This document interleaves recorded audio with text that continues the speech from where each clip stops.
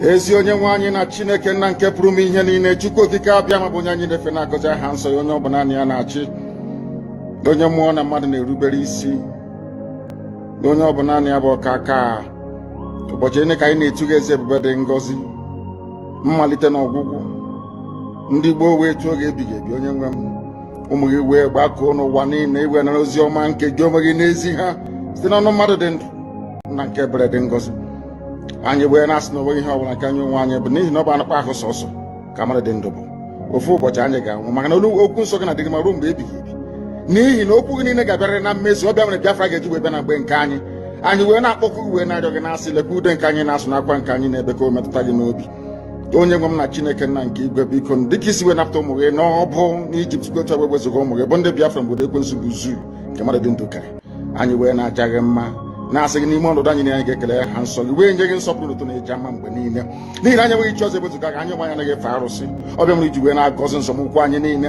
Ọbịa mere IPOB ji wee gbaa mgbọrọgwụ n'ụwa niile. Anyị anaghị atụ egwu mmadụ dị ndụ. Anyị wee na-eto gị eze ebube dị ngọzi, sị gị biko gbatara anyị ọsọ enyemaka. Ọ bụ naanị gị bụ onye anyị refe nwanyị akpụ isi ala nye ka i wee napụta ndị gị n'ọbụ nke ekwensu. Anyị wee na-enye gị ofe na nsọpụrụ na ija ma na-asị, lekwa ka ndị iro anyị niile ka kasị wee baa ha ọnụ, ha wee daa hapụ ikonye ọzọ. Obodo ekwensu bụ zu ala ọkwa n'ihi eze ebube dị ngọzi. Anya ọnwa anyị bụ ụmụ gị wee na-akpọkọ ha nsọ gị, na-asị na enweghị chi ọzọ egwezuga gị. Anyị wee na-aja gị mma wee na-eto gị, na-asị onye kere ihe niile kere eke mana onwe onye kere na n'otuto niile na nsọpụrụ niile na ịja mma niile site n'ebighị ebi, mara onye ka a na-arịọ gị. Ise. Fulani never envisaged that the likes of Nnamdi Kanu will ever emerge. They never in a million years. They thought that you can bribe anybody, you can buy anybody, offer him a jet, give him money, tell him, promise him good life with his family, anywhere he wants, promise him a house, mansion, oil well, anything he wants, give him his money. After all, you can buy any Igbo man, you can buy them. They are very weak. You can buy all of them. They never knew who we were. That I come from a line, I wouldn't call it royal, a line of nobility, where you have noble men that do not sell their conscience.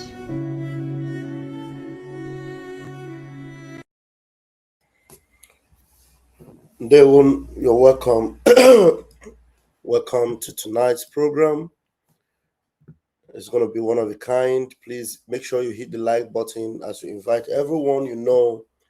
Tell them that Vam Abekwalono Zona Balia. Tell them that we are here to deliver the gospel of heaven. Ezioku Chineke. Tell them to join us. Let's open the gates of Biafra.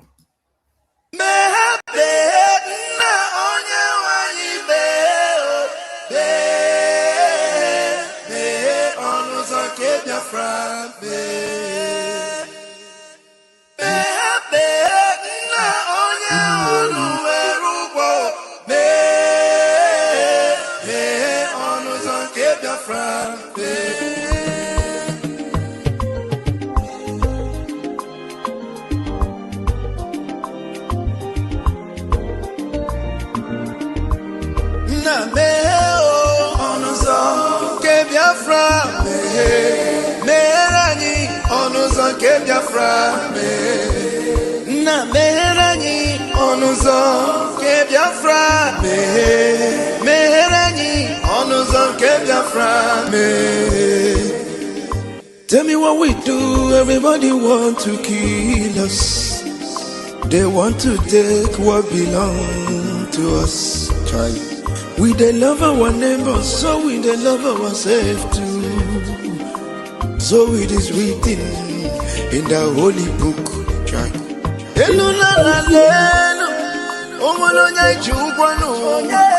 You find a channel,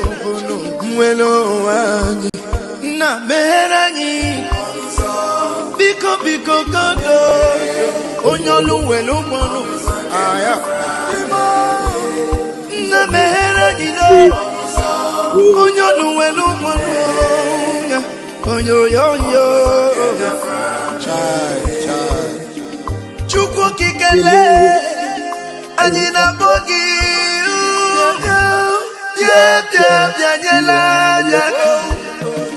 The time is now.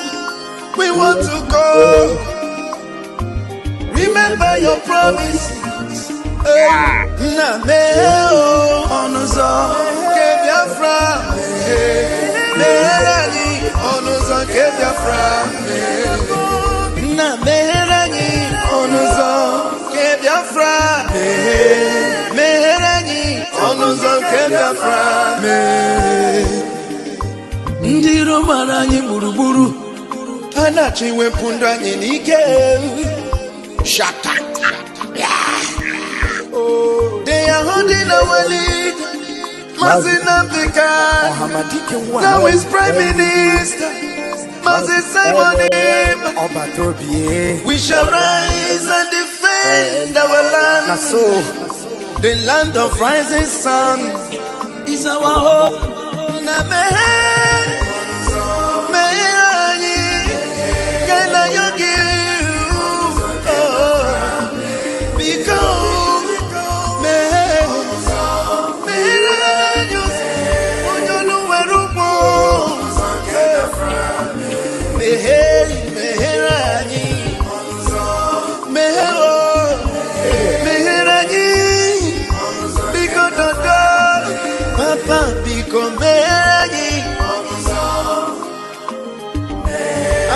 Yogi Bikonu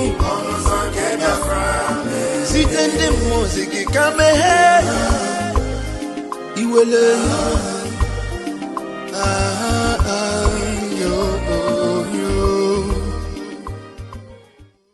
Yes, they will know you are welcome. You are welcome tonight. My name is Raphael Chamaka Jere, aka Pastor Vam Vam Vam, the armor bearer of the Prime Minister of the Biafra Republic government in exile, Mazi Simon Ekpa, the dragon. How many of you, when you see our Prime Minister dancing and waving his sword, how many of you remember how resolute he is? How many of you remember Batobi? How many of you remember the formidable dragon? How many of you remember? Because you know one thing with us, we forget. You deceived very quickly and you forget. There's a book, I still have that book. There's a book we have with the names, the many names of our Prime Minister. How many of you? Is there anyone that didn't get this copy of this book? Did you get a copy of this book? The many names of Ekpa, Simon, and Joko, ESN, and their meaning. Maybe we'll still go through it one of these days, but very powerful book, written by Mommy Simon Ekpa. I also remember Joko. He can never be defeated. Oh my God. He can never be defeated. Never. I don't remember. I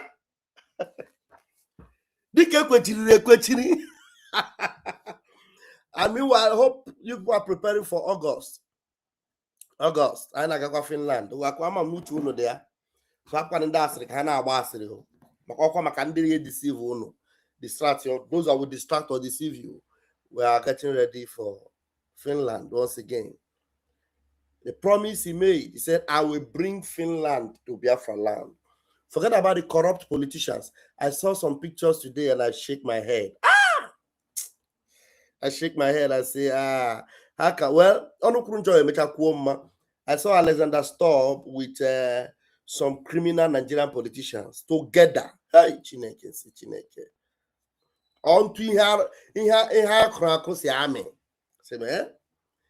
Truth will always defeat the lies, and then light will always win darkness.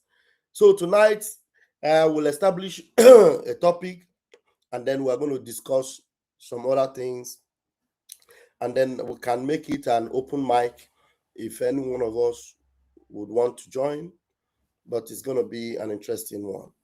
And then since 1970, that's my topic tonight, since 1970, and now they have pushed us to the edge once again. They have pushed us to the wall. You know, so many times we will try, we will talk, we will agitate, we will, protest, we will make noise, we will carry flag, they will shoot us, they will kill us. They do manner of things to us. And now with Mazi Nnamdi Kanu's sentence, they pushed us to the cliff of the rock. And they pushed us to the edge once again. And then they were expecting that, they will come and make noise again.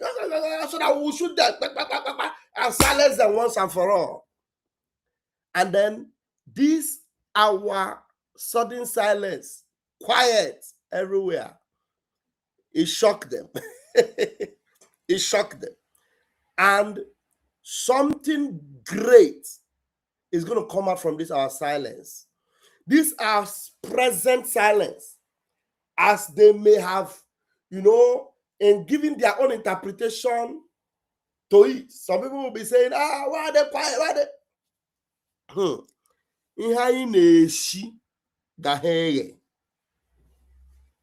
This silence is going to bet something that will shake Nigeria to its foundation. And then already we are silent. Just like Mazi Nnamdi Kanu said, that this particular restoration movement, Chukwu Okike Abiama, have taken over. Mazi Nnamdi Kanu himself, from Sokoto prison,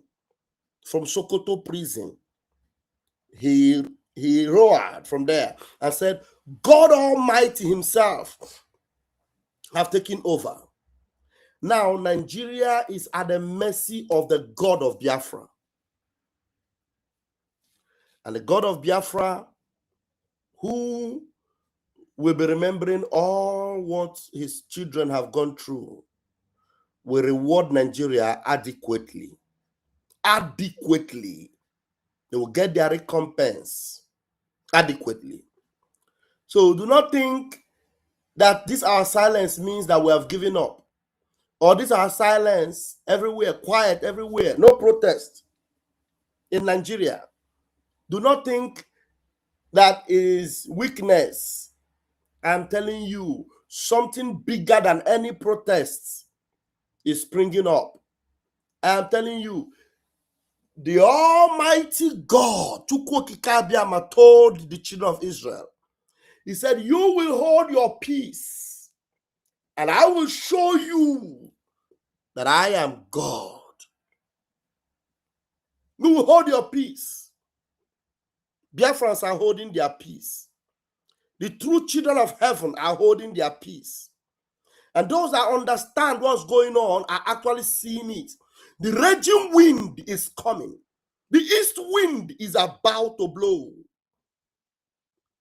And when it is unleashed on the enemies of Chukwu Okike Abiama, nothing will stop it. I said nothing will stop it. The east wind will blow. That wind that comes from the east, from Biafra land, it will blow. And I bet you with my 10 fingers and my 10 toes, Nigeria will not be able to contain it. You can't withstand it. It's going to be too powerful. Mazi Nnamdi Kanu, they think they can joke with him, turn him up and down. I think this night I'm going to try and finish that interview from Maxwell. But before then, there's a video we are going to play. There's a video we're going to play. Listen to that video, and right and direct, Chukwu Okike Abiama gave me a message from that young man. I said, okay, let's begin from here. So let's go quickly there, get that video out here, and then you will understand what I mean. But before then, there's a music I saw today. I don't know how. It's like the Zulu people. They are the version of Biafra in Zulu land. I say, what is this? It's like there is there are some Biafrans that were forgotten somewhere in the land of the Zulus. And then I listened to this. I said, this is awesome. Let me bring it to you so that you will feel, the vibe from this Zulu voice of Biafra restoration song. Senzenina, what have we done? Sono searching kululeko, our sin is freedom. Biafra, yeah, Vuka. Rise up now. Vuka, Vuka. Abantu base Biafra.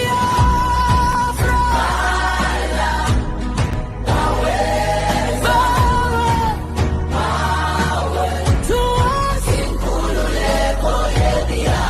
Freedom for Biafra. Sekela Biafra. Support Biafra. Unity is our strength. Bumbano ngamandla tu. Stand together, fighting justice.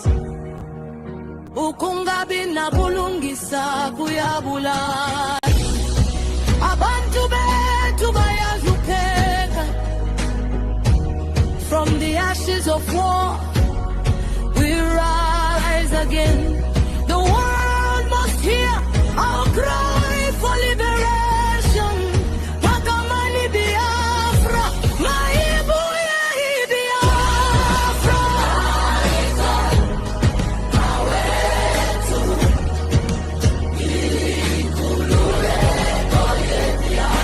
World, stand with us. Sekela Biafra. No more chains, no more pain. Freedom coming like the rising sun. Siamba, egu kanyeni kwenkululeko. From Nigeria's shadow, we break free. Brothers and sisters across the globe, join hands, support our struggle.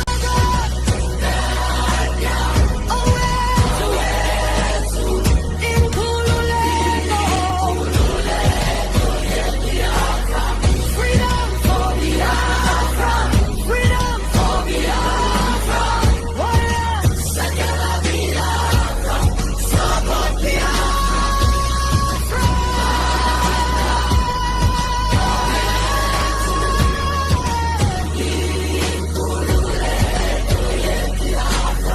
Unity, freedom, Biafra. Sekela Biafra, support Biafra.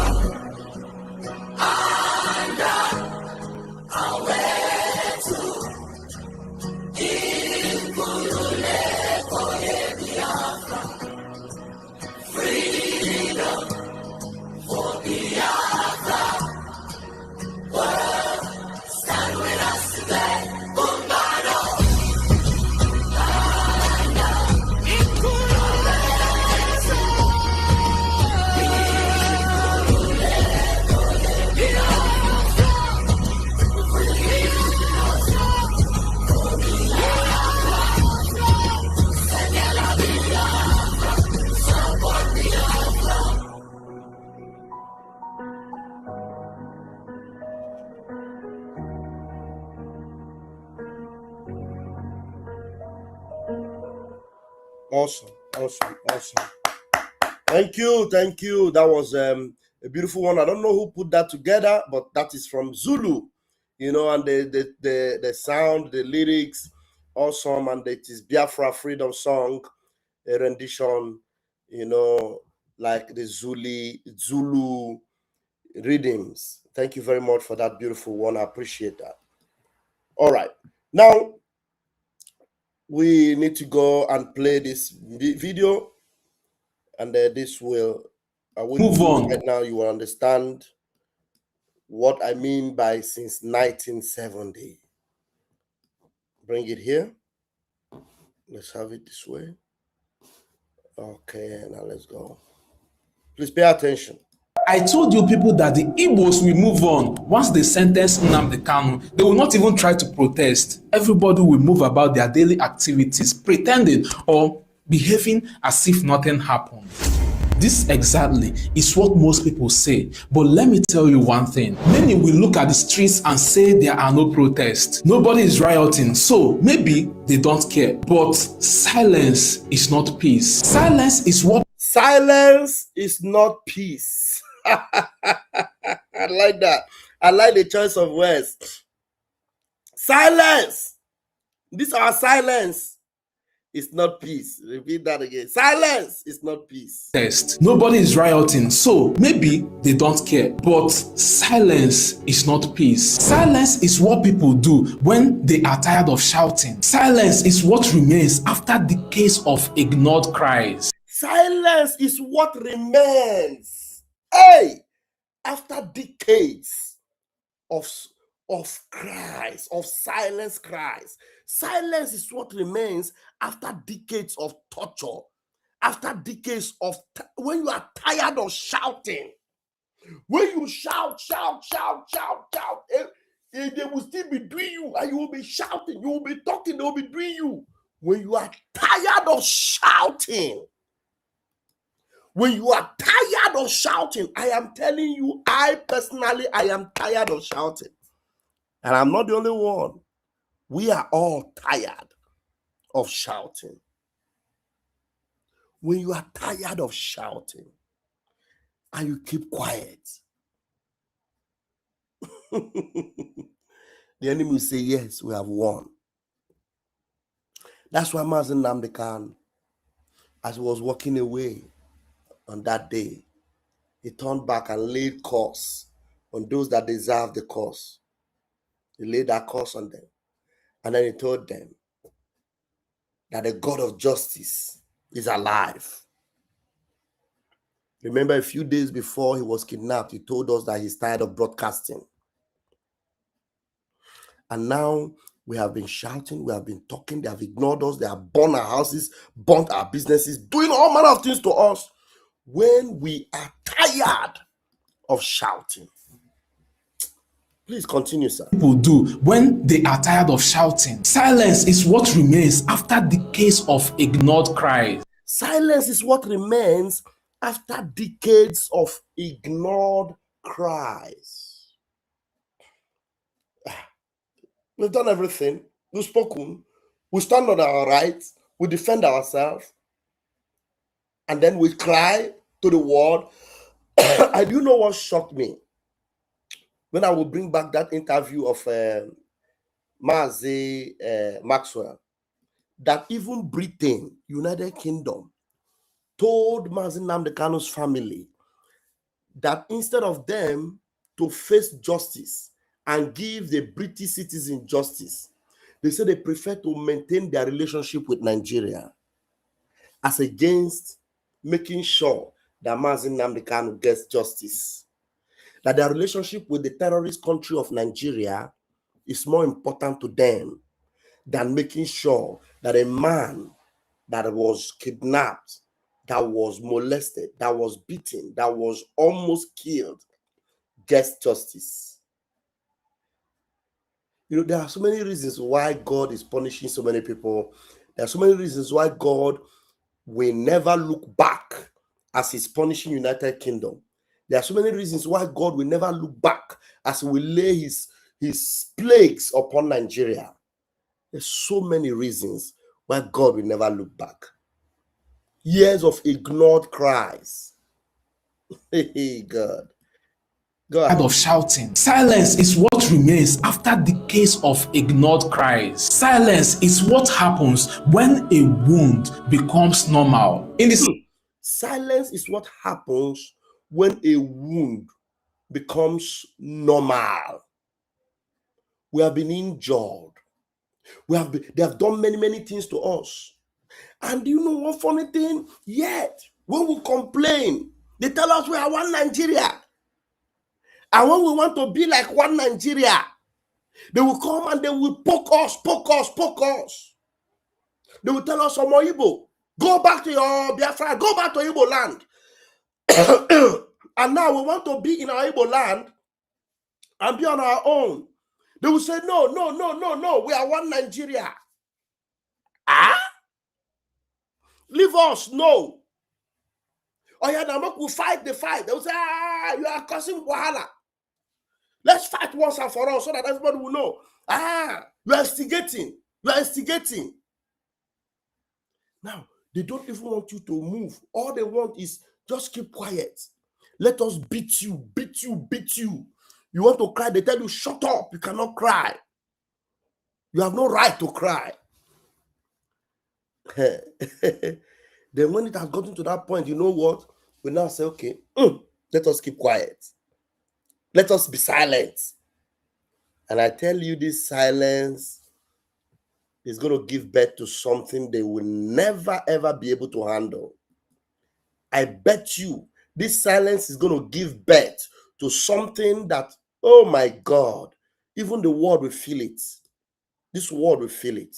Silence is what happens when a wound becomes normal. In the Southeast, the quiet is louder than any protest because the verdict did not sentence just Nnamdi Kanu. It reopened something older, something deeper, something that the country pretends it doesn't exist. This is not politics. This is not tribalism. This is not supporting IPOB. This is emotion. This is identity. This is pain passed down from parent to child since 1970. Ask any Igbo elder and they will.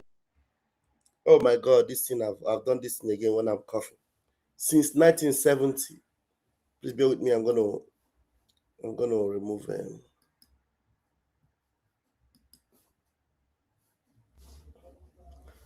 Oh God. Since 1970. Since 1970.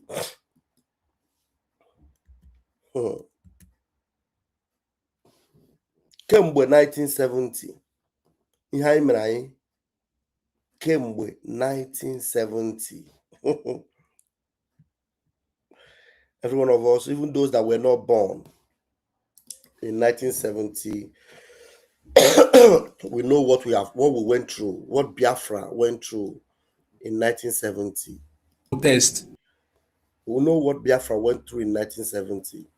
The Arab world ganged up against us. Now they are ganging up again. And it is just as if it never ended that time. So what is happening now is like a continuation of that 1970. So to tell you, it never ended.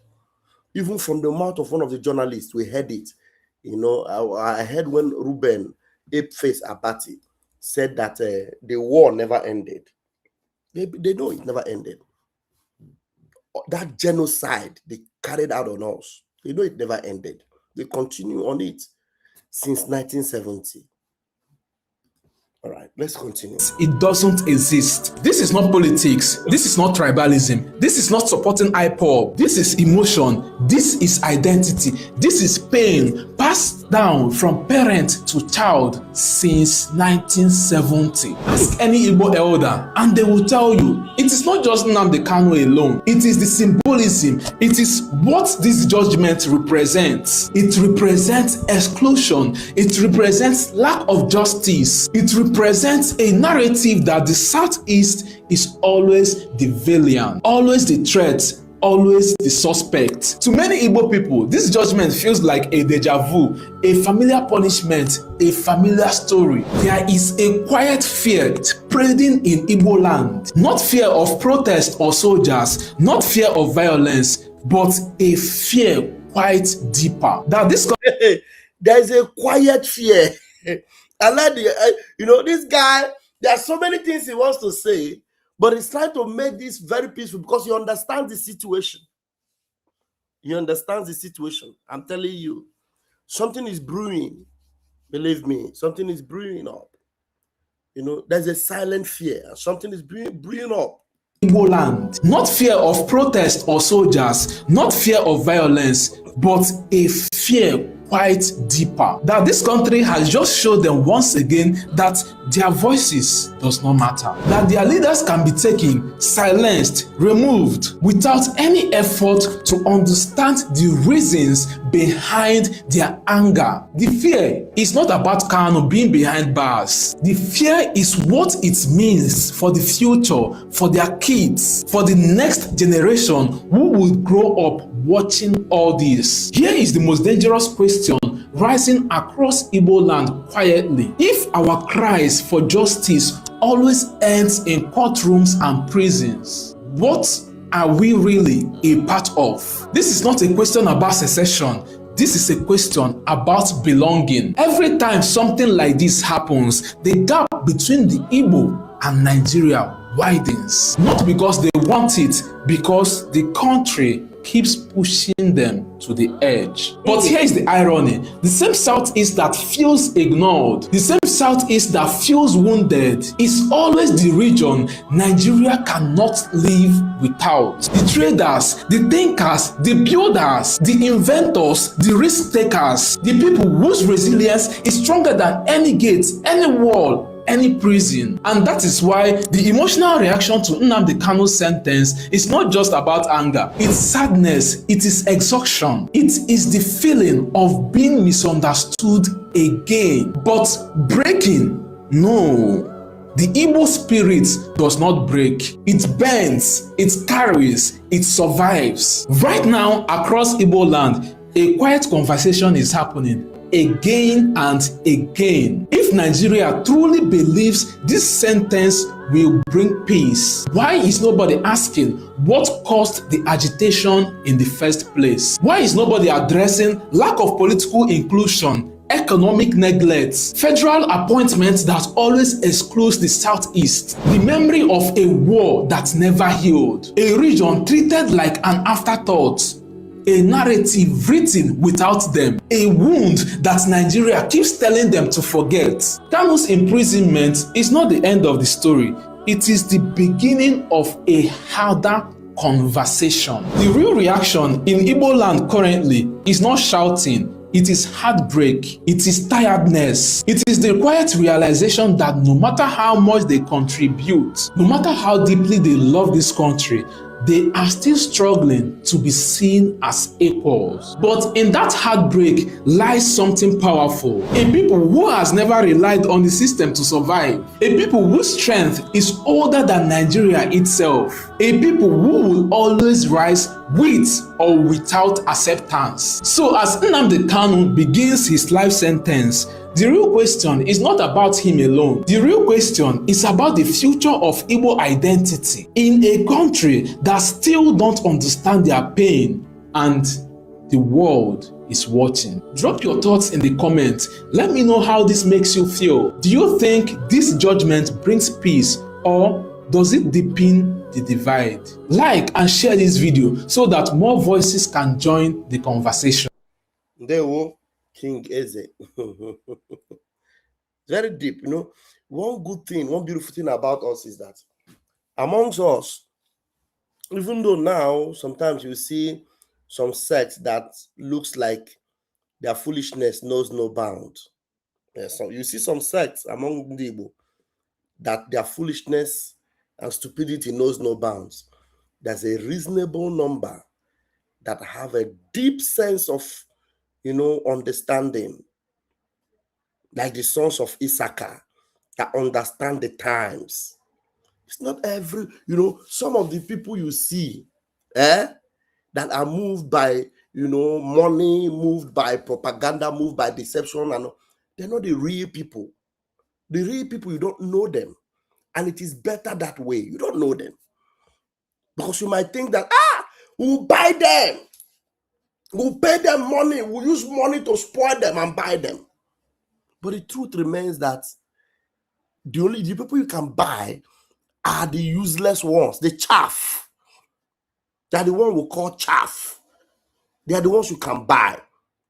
All these ones you see distracting up and down, they are the chaff. I saw a video, you know, an AI video where the useless Maryland criminal was jumping up in the middle of two white people. Jumping. He give this one, you know, in the Washington, D.C. You look at that, that is not a Biafran picture. That's the stupid chaff. The stupid chaff. Those ones are not, they're not part of us.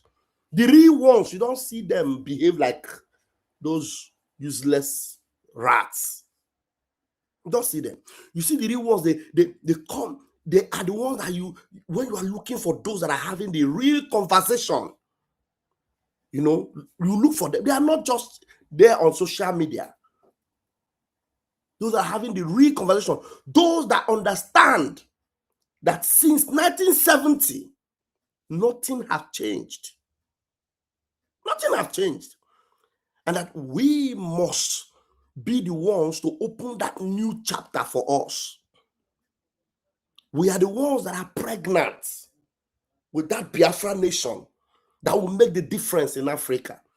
The only nation that the West can actually call an ally and be happy that at least from Africa, there is a country that they can rely on, they can depend on, that can actually stand up against this demon that is rearing its ugly head all over the world right now and is threatening their existence. I'm telling you, the existence of the West is being threatened right now.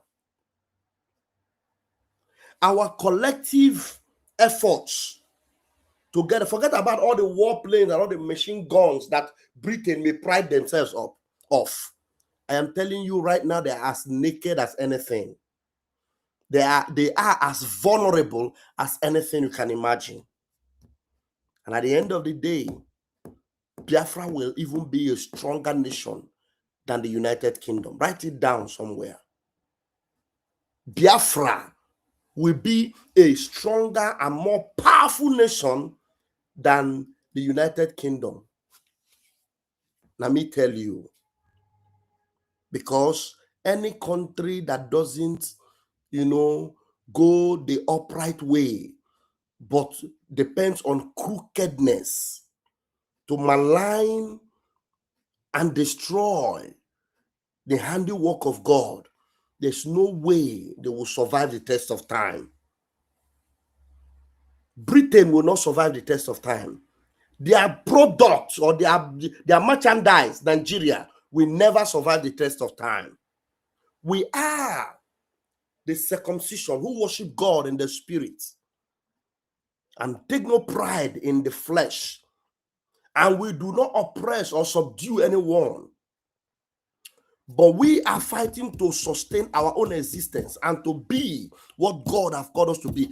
Our intention is not to oppress anyone.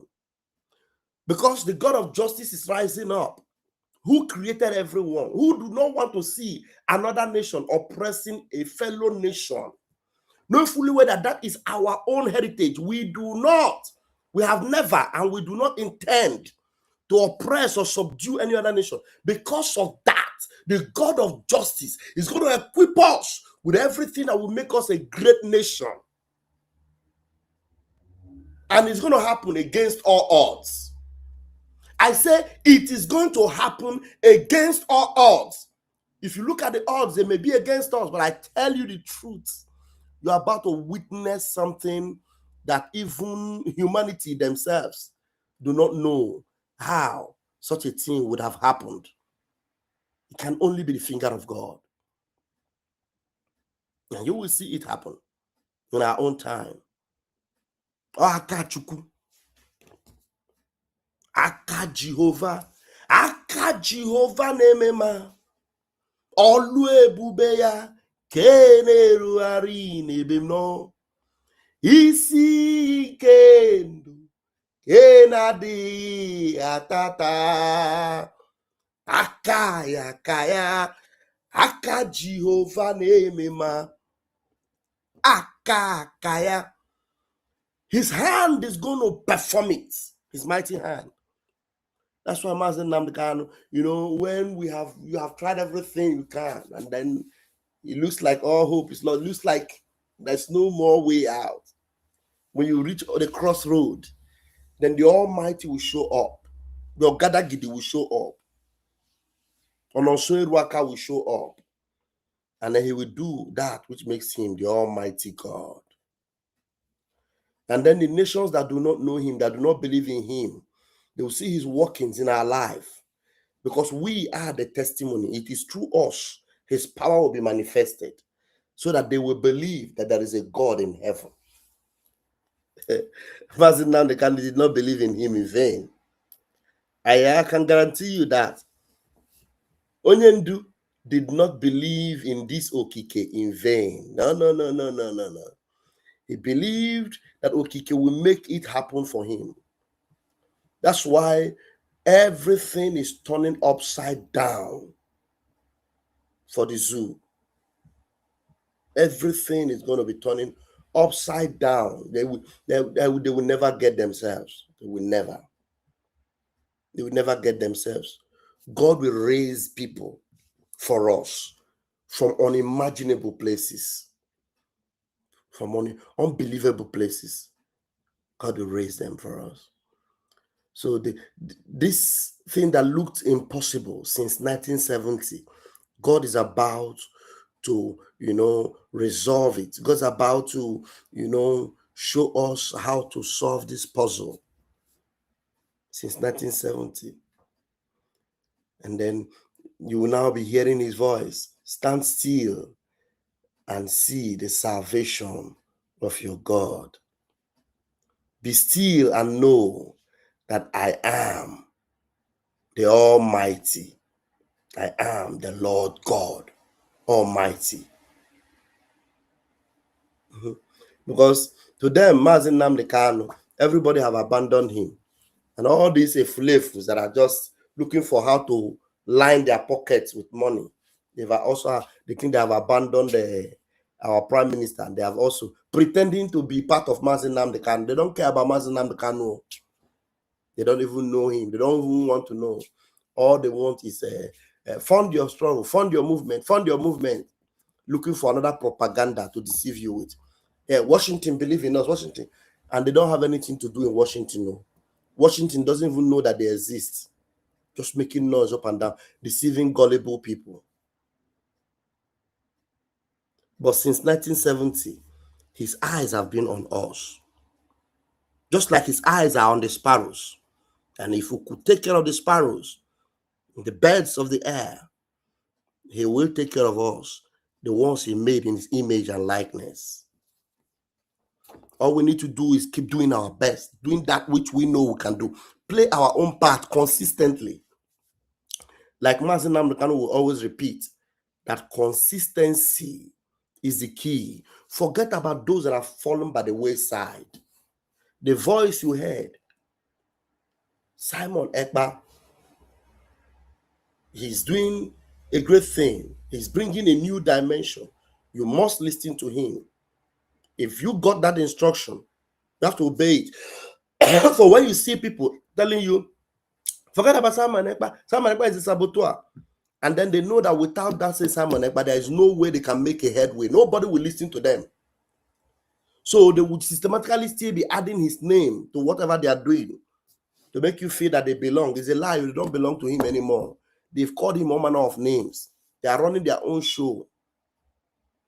And that's how, as Odogu will show up, that's how all of them will end up in that ditch that nobody will ever rescue them out of that ditch from. Nobody will rescue them. So do not think that this silence is something that has brought everything to a gridlock, or that it is all over. No, it's just the beginning. This silence is going to bring something else out that you will never believe. Because as they are trying to hide themselves and cover up, God is exposing them.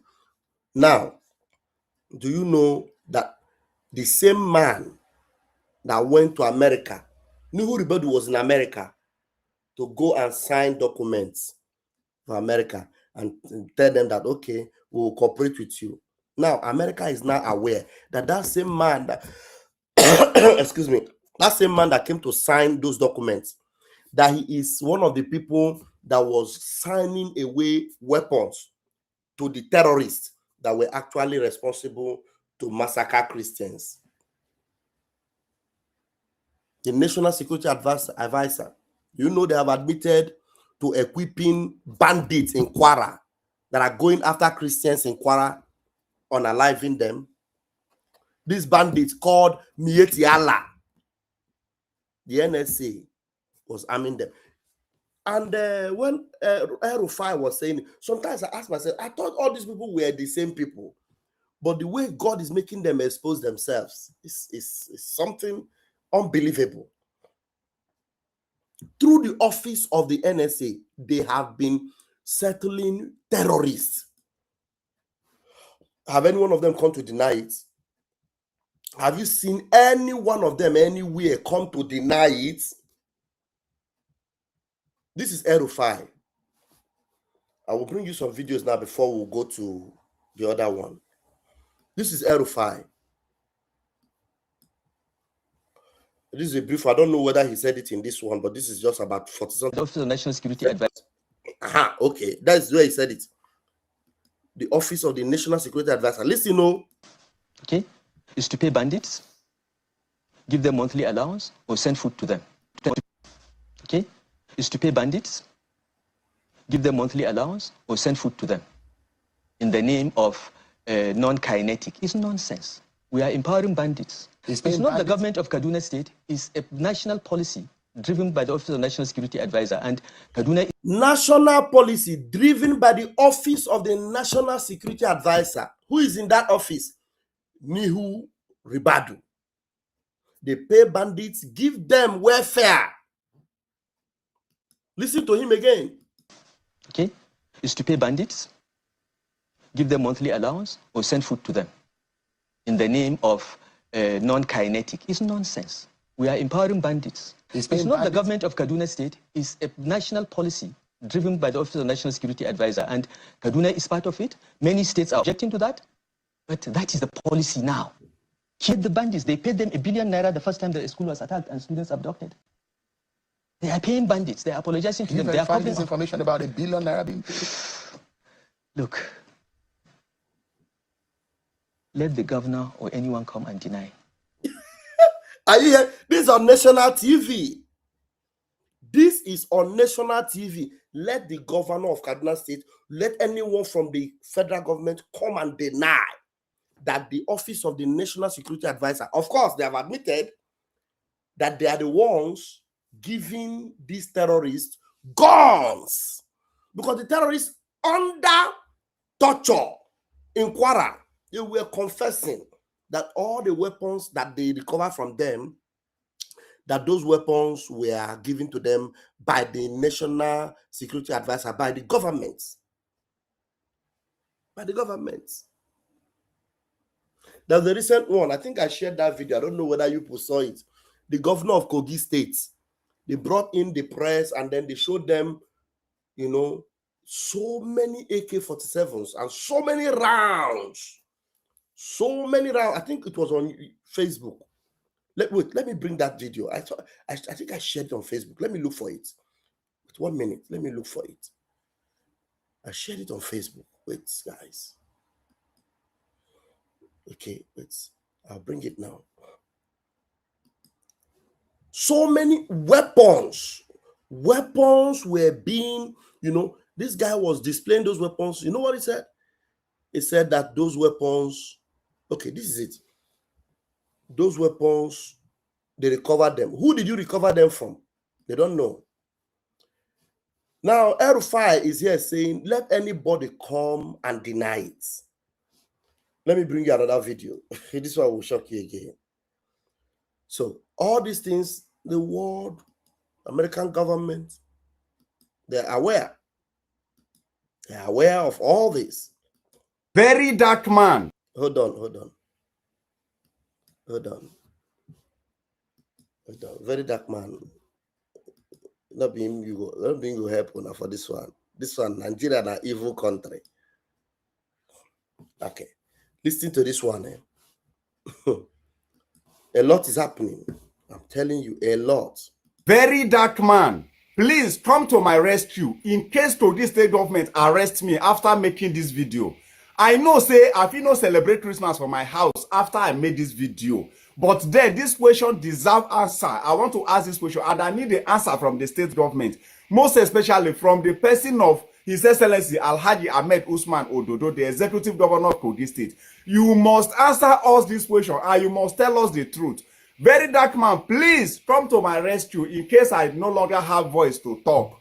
Omoyole Sowore, I respect your name and I call on you. Please, because of God, if they arrest me, come to my rescue. Come to the court and demand for my release. Mazi Tunde Ednot, please repost me if at all they arrest me after making this video. Please post me, let the whole world be aware that one court guy that asked a concerned question in the state was arrested on this also date and has been detained or in prison for this social statement. Please be there. Austin Okai, Omera, all the bloggers in Kogi State and in Nigeria, please make una dey aware of this matter. In case where we say after I drop this video today, una no longer hear my voice again, make una know say yes, they don't arrest me. And that is why I dey call una make everybody come to my rescue if I'm no longer on the social media space to talk again. And I dey beg every well-meaning citizens of this country to help me share this video until we get answer to this particular question. Oshwabe Bakinasha. But before I ask this question, I want all of you to watch this video first and see what the governor of Kogi State display. Oshwabe. They are all loaded. All loaded. They are all loaded. All loaded. From what we are seeing here now, we recover items. And I'm going to tell you how many AK-47 rifle we have. Recovered items, so all loaded, recovered. You know, this is press. He's showing them recovered items. Matter what? They are all loaded. All loaded. From what we are seeing here now, we recover items. And I'm going to tell you how many AK-47 rifle we have 24 recovered. Pump action rifle we have 23 recovered. Tavor rifle 1. FN rifle 1. Barrette pistol 4. Brownie rifle 4. Various types of magazine 42. GPMG 7.2 ammo 520. Several ammunition for AK-47. Several cartridges for pump actions, and of course several ammunition for Barrette pistol. Too many. If you want to continue to count them, we will not live here. We have job, we have other work that we are doing, and of course handcuffs 3, cartridge holsters 13, and SMG OFN 4. These are items recovered by the security operatives joint operation due to credible information we got from them. I want to specifically thank Mr. President for giving us this opportunity, for always putting me on my toes to serve my people. It is not how far, it's how well. I believe say una don watch that video and all of una don see this video where they trend since yesterday. Say they recover how many AK-47 from bandits, how many pistols from bandits, how many pop action from bandits. Uncountable weapons were recovered from bandits or Boko Haram yesterday in Kogi State. But the question I want to ask here is this: where are those bandits? Where are those people that they recovered this thing from? How can you come and display all these weapons to us that they were recovered from a criminal, from a bandit, from armed robbery, from whatever the case may be, and there is nobody captured? You are not showing us any of the victim, anybody you arrested in this scene. How can you recover all this manner of weapons from bandits and all of them are new? But now look at this ammunition, look at these bullet cases. All of them are new. It shows that they open everything just to make video to tell us that yes, they have arrested all these people. What actually called for all this kind of content we are creating? Your Excellency, sir, I respect your name and I love every bit of your work. I know that security is one of the major concerns that everybody are facing now. Even for us to come home this December, we require a lot of hope, a lot of trust, a lot of confidence. We need you to give us to come to the state for rest of mind that we will not be kidnapped or we will not be attacked. Yes, maybe you want to assure us that we should come home that everywhere is peaceful now. You don't need to showcase all this manner of weapons just in the name of assuring your citizens that you are doing work. You don't need to create content before we know that you are actually doing work, because we are seeing what you are doing and you are doing excellently well. What is the essence of you coming to this extent to create this kind of content, displaying all this manner of ammunition, all this one manner of weapon that are apparently new? And to our greatest surprise, no one was displayed claiming to be captured along with all these weapons recovered. All these weapons we display here, were they operating on themselves? Were they shooting themselves? Were they attacking communities with themselves? Was there nobody carrying them? Okay, at the point where you discover or recover all these weapons, were there nobody looking after all these things? All of them ran away and you could not get hold of any of them?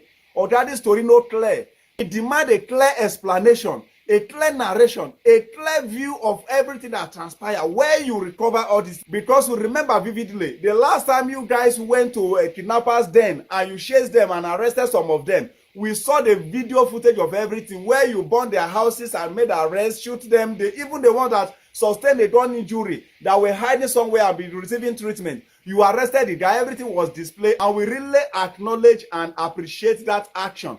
But on this, that you are just coming to display new purchase items, new purchase weapon, displaying to us, claiming that you recover them from Boko Haram or recover them from bandits, and there is no single bandit captured displayed in this video, or that we deserve a longer and a better video explanation of how you are able to recover all this manner of weapon without capture a single person that is operating all this weapon. We know take am. And that's why I said, after I asked this question, because people in this country, nobody want hear truth again. Nobody want me to challenge them with truth. And that is why I come outside now, challenging you with this truth to come and explain to us.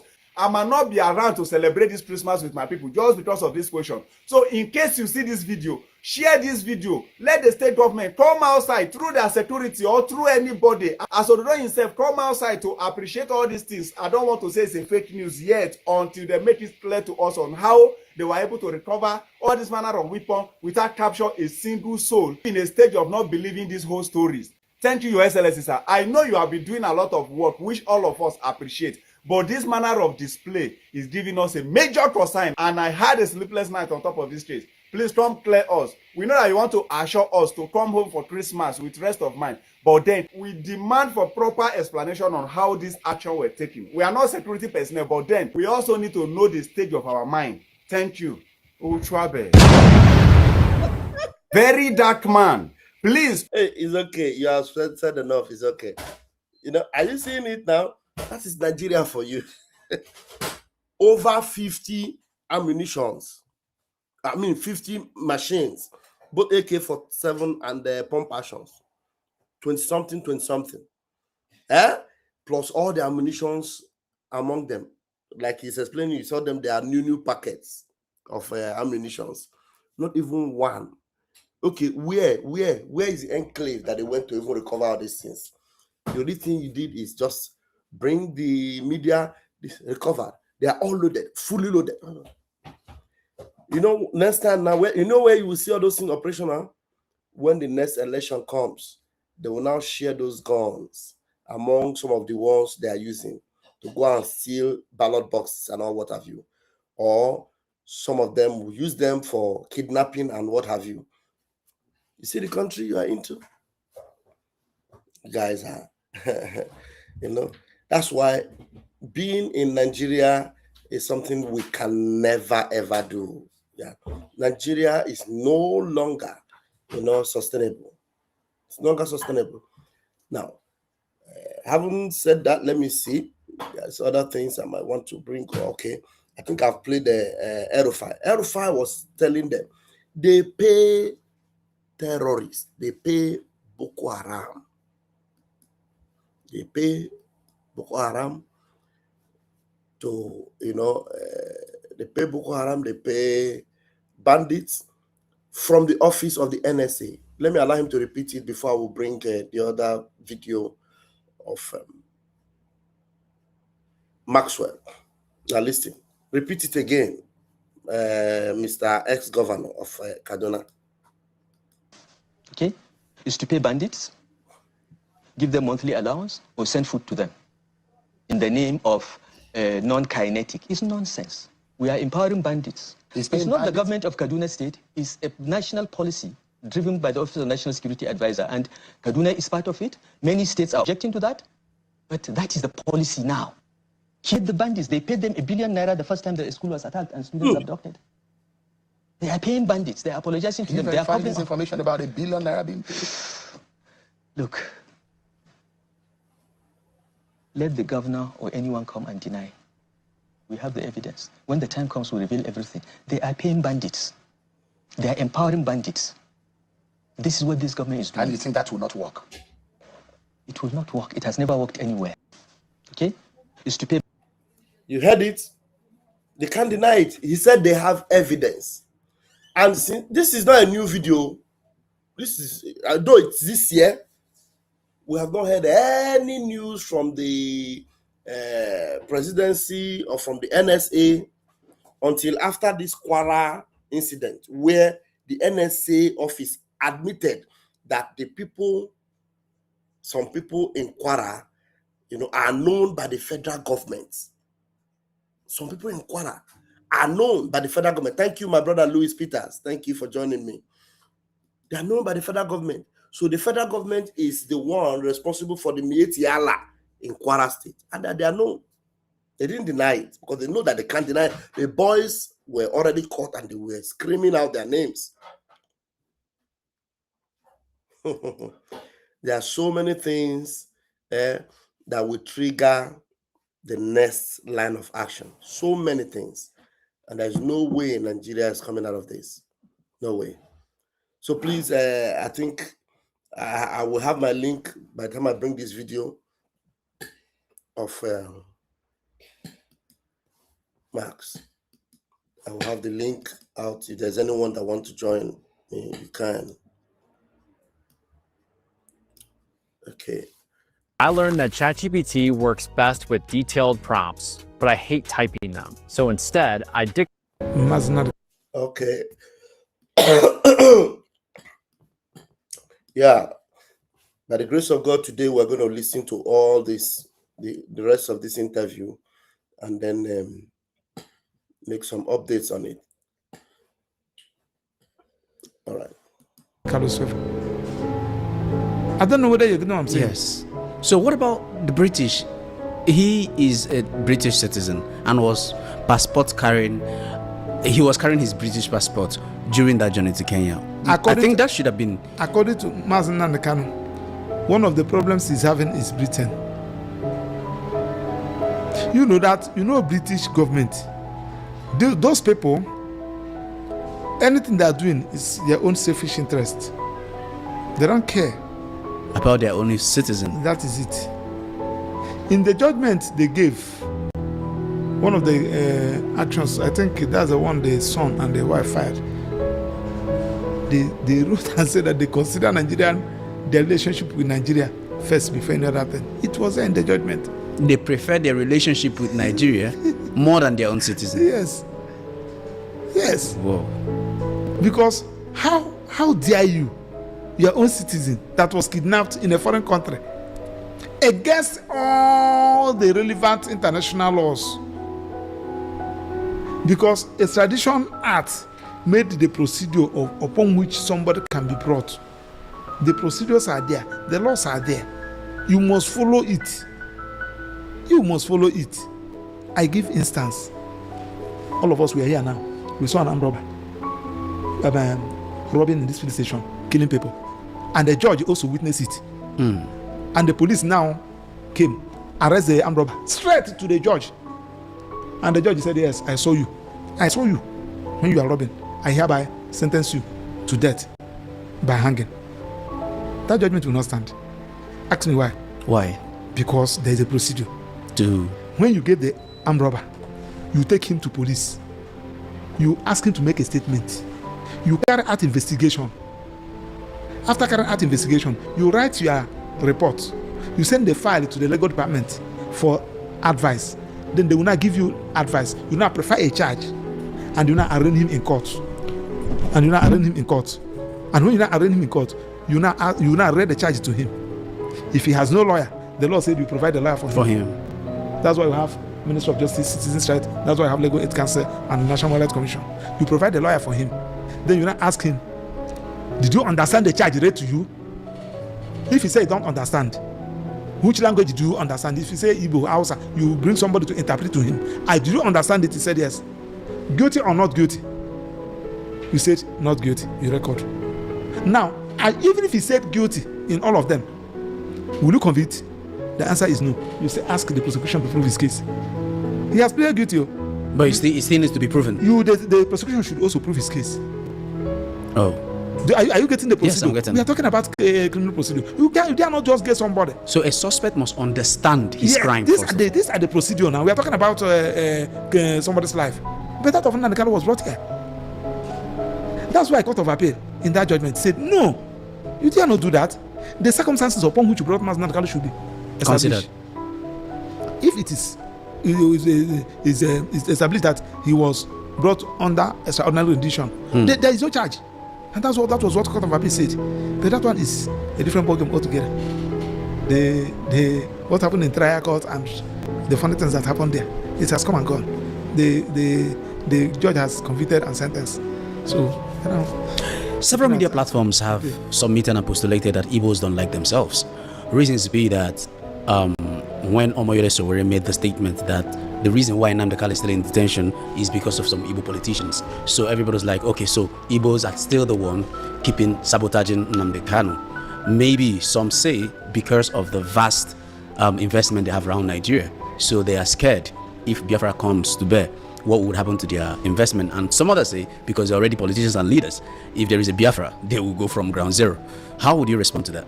The person who says so did not capture it very well. When he said Igbos doesn't like themselves, I disagree. The most loving persons in the whole Nigeria, the most unifying tribe in the whole Nigeria are Igbos. Igbos does not only like themselves. Igbos love others. There is no community in Nigeria that will go, you know, see an Igbo trying to help to develop that community by building good houses, by establishing businesses there. What are we talking about? And they are saying that they don't love themselves. Is Igbo boy? There's what we call Igbo boy apprenticeship started in Igbo land. In Igbo land, one of the things that you can come out to say, where people are talking, how many persons have you established? That is why in Igbo land there is no community you go, you not see a secondary school. No community. I did not say local government, I did not say a word. No community. I came from a place that we call a house, local government area in Imo State. I can tell you that all the whole communities in our house have one secondary school. There is no community that will go, you will not see at least 2 primary school. But I can tell you that there are some states that will go in this country, you will not see a local government, you will not see a secondary school. I can tell you. And that's why these are the people that lost the war. After 1970, yeah, they are self-empowering because they help themselves. There is no family you will go in Igbo land that will not see at least 3 graduates. But there are some places that you will go, the first graduate you will see in that community just came up about 3 years ago. Goditela fino alla fine e anche con gli occhi.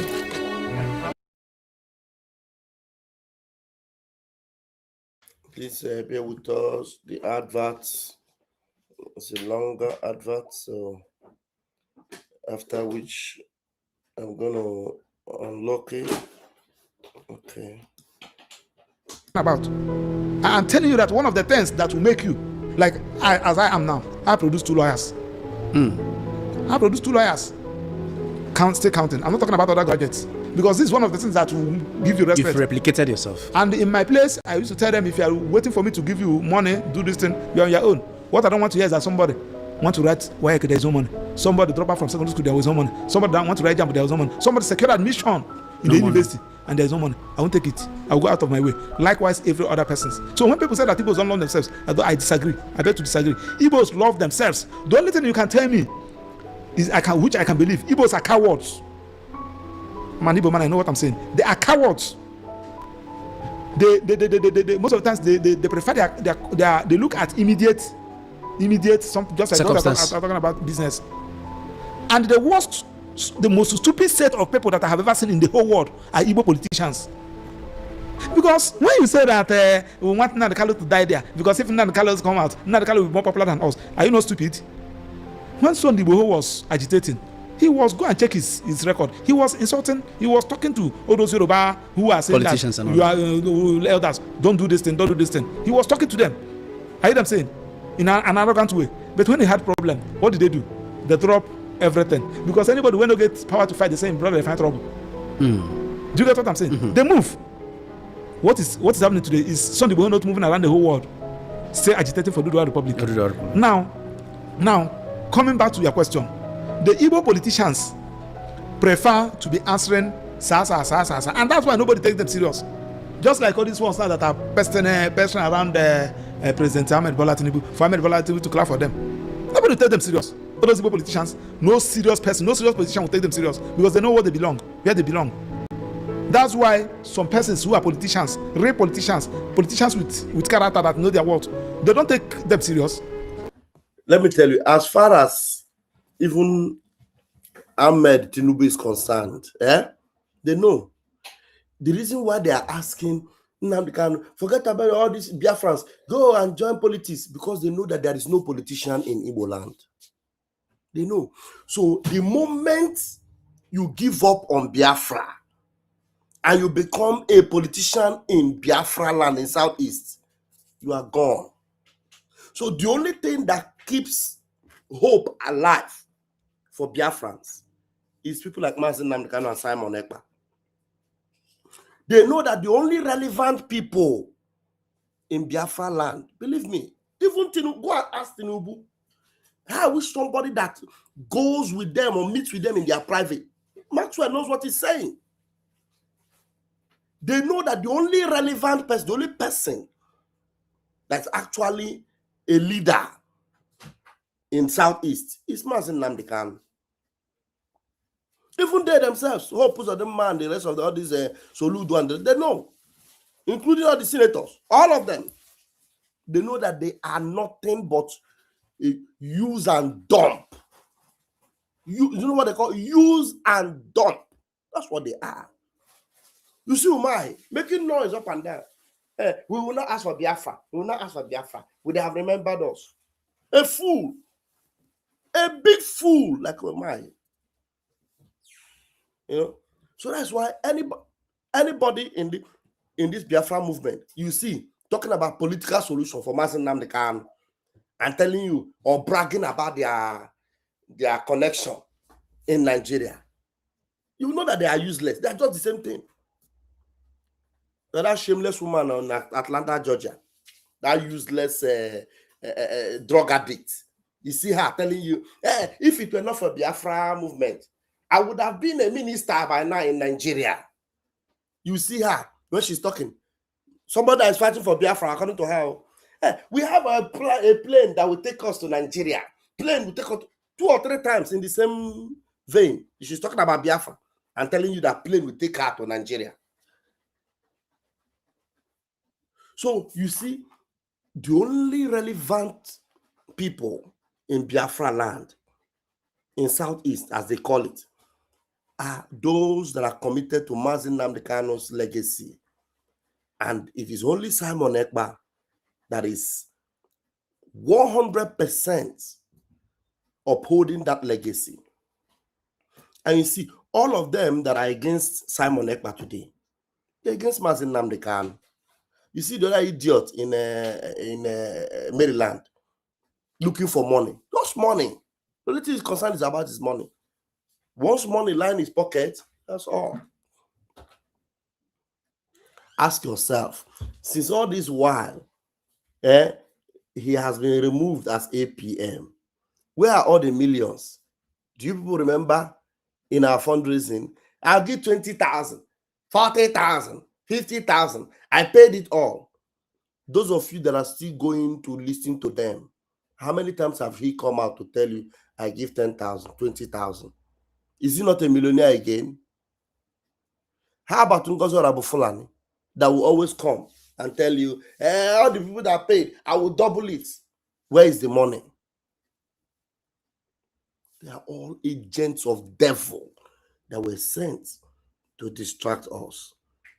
So if you are not listening to BRG, BRGIA under BGC and CRC, you are on the wrong path. You are on the wrong path, because these are the only relevant people as far as Biafra freedom is concerned. Where are the DOS today? They have collected the lion's share. Chida Sanworu, Chike Doziem, have they not collected the lion's share? Have you people forgotten so quickly? Iken Guruagu. You remember? Simon Ekpa. All of a sudden, Simon Ekpa is being, detained in Finland. Mazi Nnamdi Kanu in Nigeria. Everything in them come out. Now he's even asking them to unalive Mazi Nnamdi Kanu. But Simon Ekpa have promised them, I will help Mazi Nnamdi Kanu to bring Biafra. So let me allow Maxwell to continue to talk. You know, while he's playing now, I will be I'll be posting the link on the comment section, so anyone that wants to come in can do. So listen to Sam Maxwell as he's speaking. Quite interesting. Go and check his record. He was insulting. He was talking to all those Yoruba who are saying politicians that and you are elders. Don't do this thing. Don't do this thing. He was talking to them. I hear them saying in an arrogant way. But when he had problem, what did they do? They drop everything, because anybody when they get power to fight, the same brother they find trouble. Do you get what I'm saying? Mm-hmm. They move. What is happening today is some people not moving around the whole world, still agitating for the Oduduwa Republic. Now, coming back to your question, the Igbo politicians prefer to be answering sa, and that's why nobody takes them serious. Just like all these ones now that are pesting around President Ahmed Bola Tinubu, for Ahmed Bola Tinubu to clap for them. Nobody takes them serious. All those Igbo politicians, no serious politician will take them serious, because they know where they belong. That's why some persons who are politicians, real politicians with character that know their worth, they don't take them serious. I don't know whether you're getting what I'm saying. Yes. Because you should be able to stand on what you believe. What are we looking for? Look at that. Your own brother was convicted in this particular manner and sentenced in this particular manner and sent to Sokoto. Somebody whose appeal is in Abuja. And the only thing you can say is he was arrogant, talking, whereas other persons.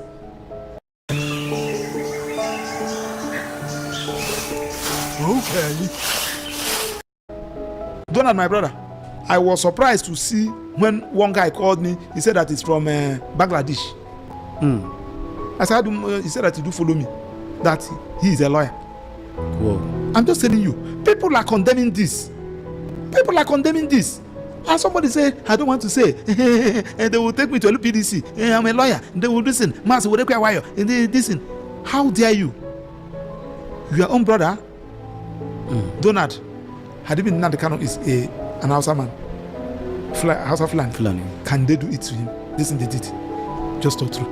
Nobody can do it. Had he been that is from the West, let us face the fact now.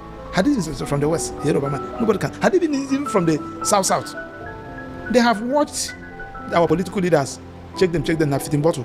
Nothing, they cannot do anything. I beg, drop them. Are you saying? That's why I see most of them, they were making noise. I am this. Political leader, my foot. Who cares? The deputy speaker, in the person of Kano, has said that they are negotiating more like a state pardon. That's a political solution to the sentence. But to the best of my knowledge, for there to be a state pardon, there will be an application. And for there to be an application, which means Nnamdi Kanu will have to own whatever that is said on him. And for him to own that, and which means he has to drop the struggle to be able to be pardoned. Do you think that a state pardon or a political solution is the way to go? I was with him a few days ago, and let them go and tell him that. Let them go meet him and tell him that. How many of you noticed the way I love this Maxwell? How many of you noticed the way when this guy is about to ask this question, the way Maxwell is arranging himself? The way Maxwell is arranging himself. He said, well, I was with him a few days ago. But that political solution, the political solution. I was with him a few days ago. Well, let them go and meet him. Am I mazing them the can? You know, some of these our people are just so dumb. Very dumb. Now, there are so many things you need to understand. We all have opportunity. Everyone.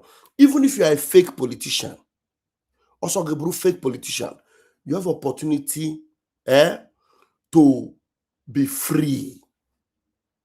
Opportunity to be free. Anything you like, you be. Criminal, whatever. That you sabi. Tinubu did not win 2023 election. He's operating under falsehood, criminal. And again, apart from that, right now, everything about Tinubu and everything about APC is being busted on daily basis. Busted. There is no integrity. Now, every step Tinubu have taken, it leads them to more abysmal fall, destruction. Look at the tax fraud. They are about to enact a new tax law. Already it has K-leg. The tax law already has K-leg. The House of Rep are screaming, we did not agree with that. Look at what we wrote. They changed it. Everything about them is fraudulent. Now you will not go back to Tinubu before he became this criminal president. Even our prime minister said it, that Biafra will never be like Nigeria. A Nigeria whereby the president goes into school as a woman and he graduated as a man. It's only Nigeria. A drug kingpin, a drug baron. Oh my God. Look, no legitimacy. So the only opportunity you have is now to stand with Mazen Nnamdi Kanu. Excuse me. And have what? A legitimate country. A real country. A genuine country. A country built on integrity and law, rule of law. Biafra is going to be having a foundation as such. So that if there's anything you have done, any evil you have done, because some of you, because of some of the things you have done, you want to come out of it. But because Nigeria is not amendable, you cannot amend your ways, but rather you are getting more corrupt, more deeper, more evil, more wicked. Because Nigeria doesn't make you better. Nigeria makes you worse. So all of you fake criminal politicians in Nigeria, you will never have a chance of cleaning up. You will remain a pig forever. In Nigeria, you are a pig and you will end as a pig. But as Biafra is established, even if you are a pig, you know the foundation of Biafra is pure. You will come in, clean up yourself, and live a new life. All things passed away. You're a clean person. You come into Biafra, a repented person. And you will be in a country that have law. You will drop your past, which is Nigeria, and you embrace your new, which is Biafra. Because if you come to Biafra with the lifestyle of Nigeria, I beg. So the only place where your life can be better is in Biafra, because you come in and then you will leave your past in the dungeons of Nigeria and come into the open plain nation of Biafra and live a life of integrity going forward. And that means a new chapter will open in your life. You will just be like Zacchaeus. How many of you know the story of Zacchaeus? Zacchaeus was very short. He cannot even see Christ. He was climbing the sycamore tree to see him. Christ identified him. Biafra is identifying you. Not Jews or Carl, all of you, shameless people. Ndara. You're still climbing. Looking. What are you looking for? Come down from there and renounce your ways. Make restitution and live happy life. Cleaned up. But in Nigeria, I bet you will continue to wallow in that muddy clay. You will never be clean. Let them go and ask Mazen Nnamdi Kanu now. According to the political solution. I want to listen to Maxwell. Let's see. You see that question? I'll just take it back a little bit. You see that question? You see Maxwell's reaction? It's an epic. Let's go. Hey, your own brother, Donald, had he been Nnamdi Kanu is an Hausa man, Hausa Fulani. Can they do it to him? Listen, they did it. Just talk through. Nobody can do it. Had he been that is from the West, let us face the fact now. Had he been from the West, nobody can. Had he been even from the South, they have watched our political leaders. Check them, have fit in bottle. Nothing, they cannot do anything. I beg, drop them. I hear them saying, that's why I see most of them, they were making noise. I am this political leader. politically on my foot. Who cares? Who cares? The deputy speaker, in the person of Kano, has said that they are negotiating more like a state pardon. That's a political solution to the sentence. But to the best of my knowledge, for there to be a state pardon, there will be an application. And for there to be an application, which means Nnamdi Kanu will have to own whatever that is said on him. And for him to own that, and which means he has to drop the struggle to be able to be pardoned. Do you think that a state pardon or a political solution is the way to go? I was with him a few days ago, and let them. Am I not? Let them go and tell him now. Let them go and meet him and tell him that. Let them go and negotiating what? Who are those negotiating? I don't like somebody arrogating power that he don't have. Are you getting what I'm saying? Yes. See, let me tell you, for somebody to take you serious in your family, are you what I'm saying? Mm-hmm. They have known what to stand for. They have known what to stand for. They know that you are not ready to sell your brother because of a porridge of yam. They know that yes, you are a man of your words. You stand for what you believe in. Whatever thing that is going to happen, let it happen. And that's Mazi Nnamdi Kanu for you. Nnamdi Kanu is not that kind of person. Nnamdi Kanu is not that kind of person that you do what? Telling him to do what? Somebody that have suffered, they decided to fight for this. And I love his God. I was a person, I mentioned it to him. That's why I said, when you say I laughed, let them go. We are negotiating. Donald, when did you start hearing that we are negotiating? From that time, Nnamdi Kanu was arrested.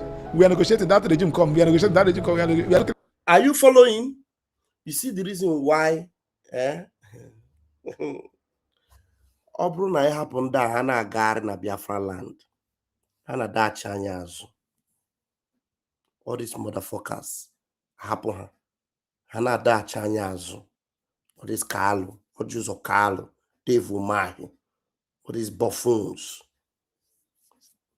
Ọ bụrụ na adụkpọsị ha anya, nwoke bai na-aga o. Telling you who ha. Ọ bụrụ na eme ha many things. And later one day as na afọzi ha. That's the day we know we have started. Apota one day Dave Umahi afọzi afuru okpokoro isi ya. Ojuzo Kalu, all the rest of them. I'm telling you. Afọzi ha. Mgbe aha udo anya na ya adigo njikere. Ifunda. How many times have they told you they are negotiating? The one they call Soludo, did he not go to Nnamdi Kanu in the DSS when they snap picture and come out? The last time they mentioned Nnamdi Kanu where he is, what did he say? What did he say? That's why you see me. I love this guy, this Maxwell. It will be easy for all those other attorneys to fall and become chaffs. I'm sorry to say, including a lawyer, Marco. It will be easier for them to fall.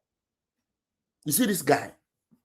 Because there's one day they were talking. And now said, nobody should touch me. Don't touch me. Nobody. Allow me to say what I want to say. Don't touch me. This question that he's responding to now, he's the only one that comes open like this. It is only Maxwell. Go and check all the lawyers from Mefanye Jofo to a lawyer Marco, all of them. He's the only one that gives you the body language of Mazi Nnamdi Kanu.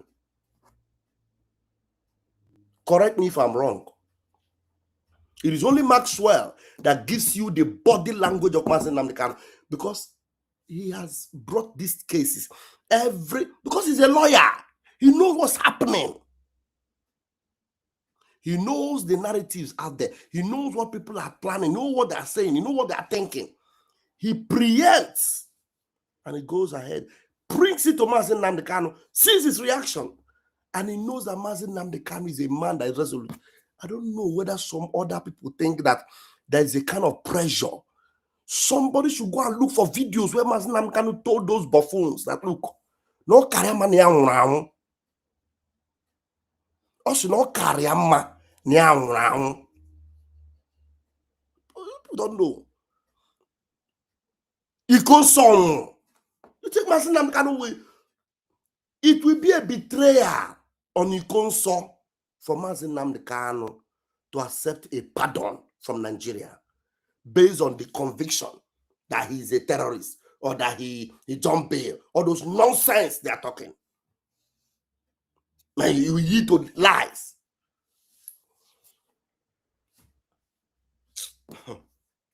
Okay, I'm working on that for man. Ndị a na-afọ mma na akpịrị egbu ha na-egbu ha na ha na-ebe alakụba ọka ha mma enweghị onye ọbụla n'ime anyị niile dị ndụ. We are all dead. All of us were dead. Every one of us from A to Z, we are all dead. So you trying to save yourself because you need pardon.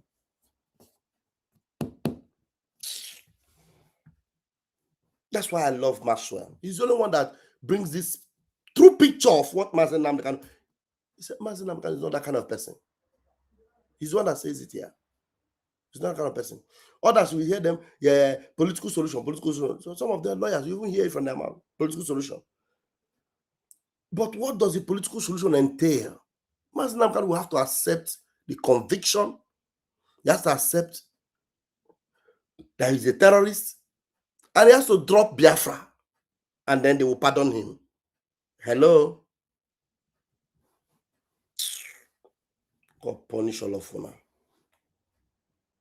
Please, let's hear that. I love. Look at Maxwell. Look at Maxwell. And for there to be an application, which means Nnamdi Kanu will have to own whatever that is said on him. And for him to own that, and which means he has to drop the struggle to be able to be pardoned. Do you think that a state pardon or a political solution is the way to go? I was with him a few days ago, and let them. Am I not? Let them go and tell him now. Let them go and meet him and tell him that. Let them go and negotiating what? Who are those negotiating? I don't like somebody arrogating power that he don't have. Are you getting what I'm saying? Yes. See, let me tell you, for somebody to take it serious in your family, are you what I'm saying? They have known what to stand for. They have known what to stand for. They know that you are not ready to sell your brother because of a porridge of yam. They know that, yes, you are a man of your words. You stand for what you believe in. Whatever thing that is going to happen, let it happen. And that's Mazi Nnamdi Kanu for you. Nnamdi Kanu is not that kind of person. Nnamdi Kanu is not that kind of person that you do what? Telling him to do what? Somebody that have suffered, they decided to fight for this. And I love his God. I was a person, I mentioned it to him. That's why I said, when you say I laughed, let them go. We are negotiating. Donald, when did you start hearing that we are negotiating? From that time, Nnamdi Kanu was arrested. We are negotiating. That regime come. We are negotiating. That regime come. We are looking at that. See, Avevo bisogno di un'auto, ma senza vincoli inutili e costi fissi esagerati. Con Flee ho trovato la sua. President Ngige, who was a minister for Lebanon. For Lebanon, yes. We are negotiating. We are doing this and that. I think they have his name, Kuje. Are you what I'm saying? Yeah, they are negotiating. All those things it doesn't move me. I don't like discussing people. It doesn't move me. Personally, I don't have anything against them for them. I don't have any respect for them. That's Maxwell for you. I don't send anything, I don't send. Are you what I'm saying? Because one. Are you hearing it? Ngige is in Kuje. Kuje prison. Chris Ngige is in Kuje. And many criminals are still working free as APC members. But Chris Ngige, Onyibo, is in Kuje.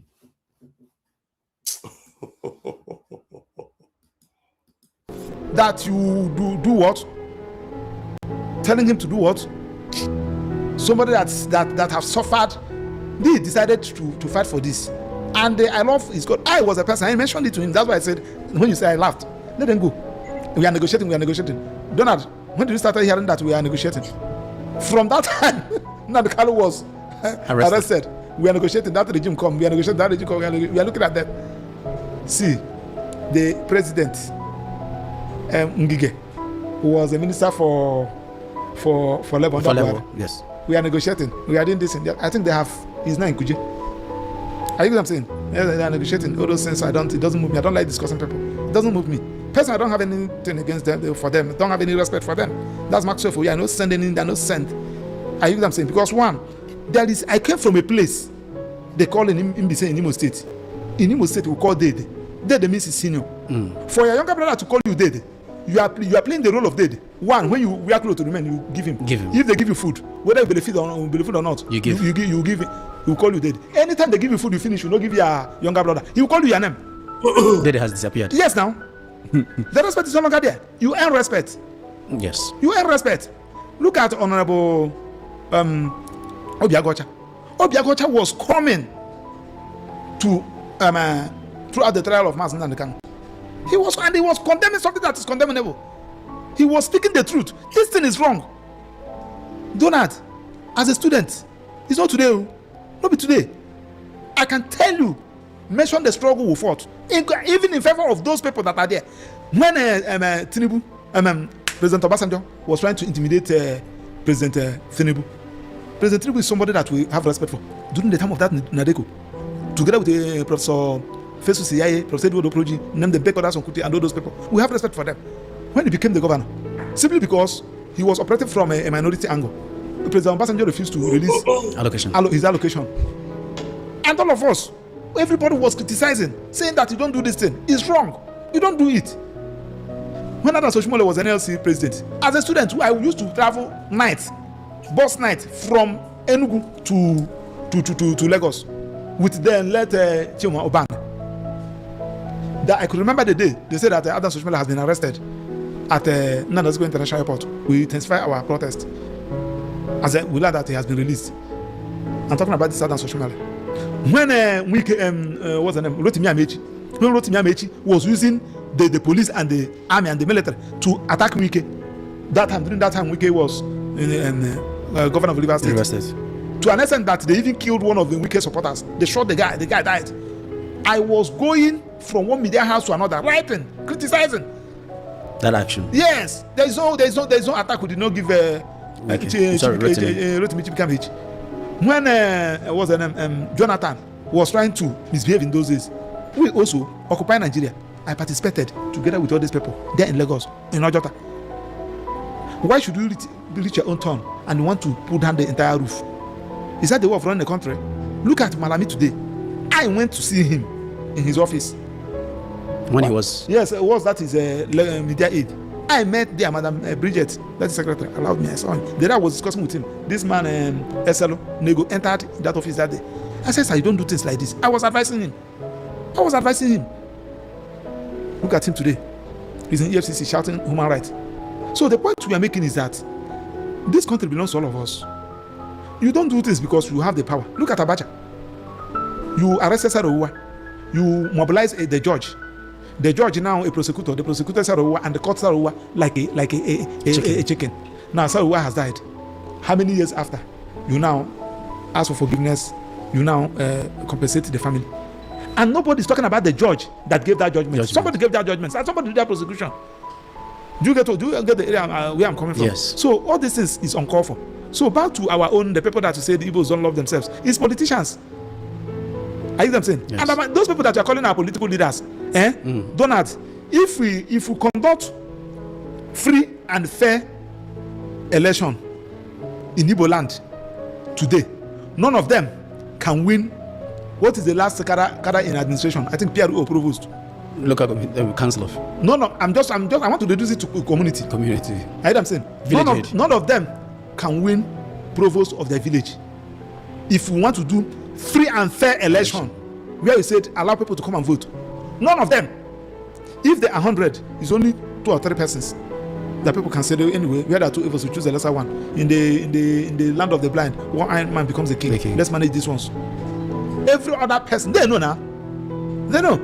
That's why they are doing everything humanly possible to make sure that they put the structure of rigging election in place. To enable them win. Yes, now. So the only thing now is to appeal the judgment, which, in your views, was delivered out of anger. If this appeal did not make the light of day, what else? What other way? We'll take it up to Supreme Court. When you have the perfect response in your head, but your fingers just can't keep up. We've all been there. Typing, deleting. The Supreme Court said they are right. Let it be on record. I think the Supreme Court ruled today that the president have the power to grant a state of emergency. Yes. It's not a judgment. Yes. So if the president now wake up this morning, I said, anyway, this morning, you the people of which state will I use as an instance? You the people of Imo State. Let me use my state. This one governor, I don't like the face. The House of Assembly members, I don't like their face. The deputy governor, I don't have their state. State of emergency. Come, call media people for me. I hereby declare state of emergency for 20 months in Imo State. In Imo State. It stands. It stands. Probably they will take Donald and make Donald sole administrator for 20 months. Are you laughing? It happened. It happened. So every state now is at the mercy of the president. What you need to do, just throw knockout. You go to the capital city, throw knockout. Tow people run. They say there is a insurgency there. Declare state of emergency. Because what we are talking about is our country. Everybody is moving to America, moving to UK, moving to Canada, and what have you. Some people fought for it. Look at what is happening in America today. Trump will take a decision. Judicial will correct it. We will stand on against him. Trump will take judicial will stand on it. And even that is now. Do you think that Obasanjo wouldn't have gotten that thought? He will. He would have gotten it. That is the naked truth. He would have gotten that thought agenda. I am saying, because those people that time, Ken Naman maintained his ground, and today, if you hate Ken Naman, all of them, you will remember them for something. So when you are saying that the Court of Appeal will be there. Look at the law. Won't you read it? You will read the law now. Are you getting what I'm saying? Yes. Everybody is reading the law. Some students that came to my office for chambers attachment, one of them read that this Mazda Ricardo's judgment and was analyzing it. So I said, okay, it's now becomes assignment. Everybody should read this judgment and analyze it. Write a notice of appeal for me in this judgment. It's an assignment I gave all of them. Look at the record of proceedings. I gave them a soft copy. Look at the judgment I gave them. Right. Come and see what students are writing. Fundamental issues that they were bringing up. I know what I'm saying. I won't tell you what the comment after writing one, the comment he made, how he described the judgment. I said, thank God that I didn't say it here. Don't say it in that law school. Otherwise, you'll not be. You will not graduate. Are you getting what I'm saying? This is a public document. You need to read. And when you read, you ask questions. You are not a lawyer. When you read, you said, Maxwell, this is what the law said. Just like Kennedy, he's not a lawyer. But he was saying, show me the law. Show me the law. Okay, the strategy of discharging all his lawyers to represent himself, do you think it was a golden decision? Well, I decided not to comment on that. But the only thing there is that the lawyers decided to withdraw on understanding. No hard feelings. Not firing. Not firing. You can't fire. Are you firing them? You are not paying them now. They just decided on their own. They decided on their own. But mind you, that the trial has concluded. That is just what people fail to understand. The prosecution has conducted their case. They did those senior advocates conducted the cross-examination. Did everything they're supposed to do. With at the verge of opening their defense, and issues came up. That is where some people fail to understand. Issues came up because the major where the defense lies is in the cross-examination of the prosecution witnesses, which they did, and they did it very, very well. Very, very well. Now look at where the issues. I want you to have this thing at the back of your mind. When the defense were tendering the prosecution were tendering their exhibit. The judge said, the exhibit, any objection, anything you have against the admissibility of every exhibit, please keep it with you. I will entertain it at the end of the trial. During your final written address, you can address it, which is normal for quick dispensation of justice. I don't know whether you get what I'm saying. Now, when it reached the time of defending himself his constitutional right, are you get what I'm saying? Yes. But I can tell you this for free, that you don't need a law degree for you to defend that kind of case. You don't need a law degree for you to defend that kind. What are you defending? What are you defending? That somebody made comment. Donald, I will kill you this night. God forbid. And the person and Donald died. Not you. Yes. The person died. Yeah, somebody made a comment. Of course, the person will be arrested first because he was a person that made a comment. But it will not end there. You can't use that comment to convict that person and sentence that person to death. Jail. Because another person must have acted. You must first of all do the needful. What are the needful in this instance I gave you? You should conduct autopsy on the dead person. On the dead person to know what killed the person. Method of death. If you establish that the person has died, one, look at what killed the person. Then you must link that speech to the action that leads to that death. Ask anybody. Now you tendered video, and the video you tendered, anyone they said Mazen Nadekalu made this comment, they play it in court.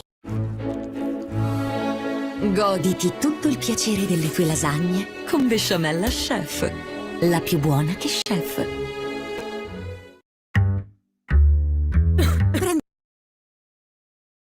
Contro tosse secca, tosse grassa. And when they play it, when we are watching it, you see that there are cuts. They are cuts. And the Mazen Nadekalu was like trying to react. You see him trying to react from the dock. The Kalagabian, they said, just wait. So when they want to tender it, they will say, my lord, we object to the admissibility of this particular document, but we address it during a final written address. My lord say noted. They bring another one, the same thing. That is how all their, apart from, they tender the 34 exhibits. Those 34 exhibits, his singlet was among. Boxers was among. Perfume was among. Mic he was using and the speaker he was using to make broadcast was among all those exhibits. No single bullet or gun. No, even not a banger.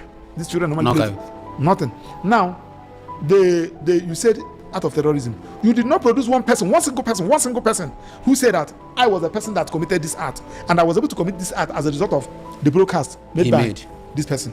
No single person. They call 5 witnesses. The 5 witnesses they call are the purported purported DSSS officials. And the Mazen Nadekalu said, this person you people are bringing is only one person that interviewed me. All these persons I don't know them.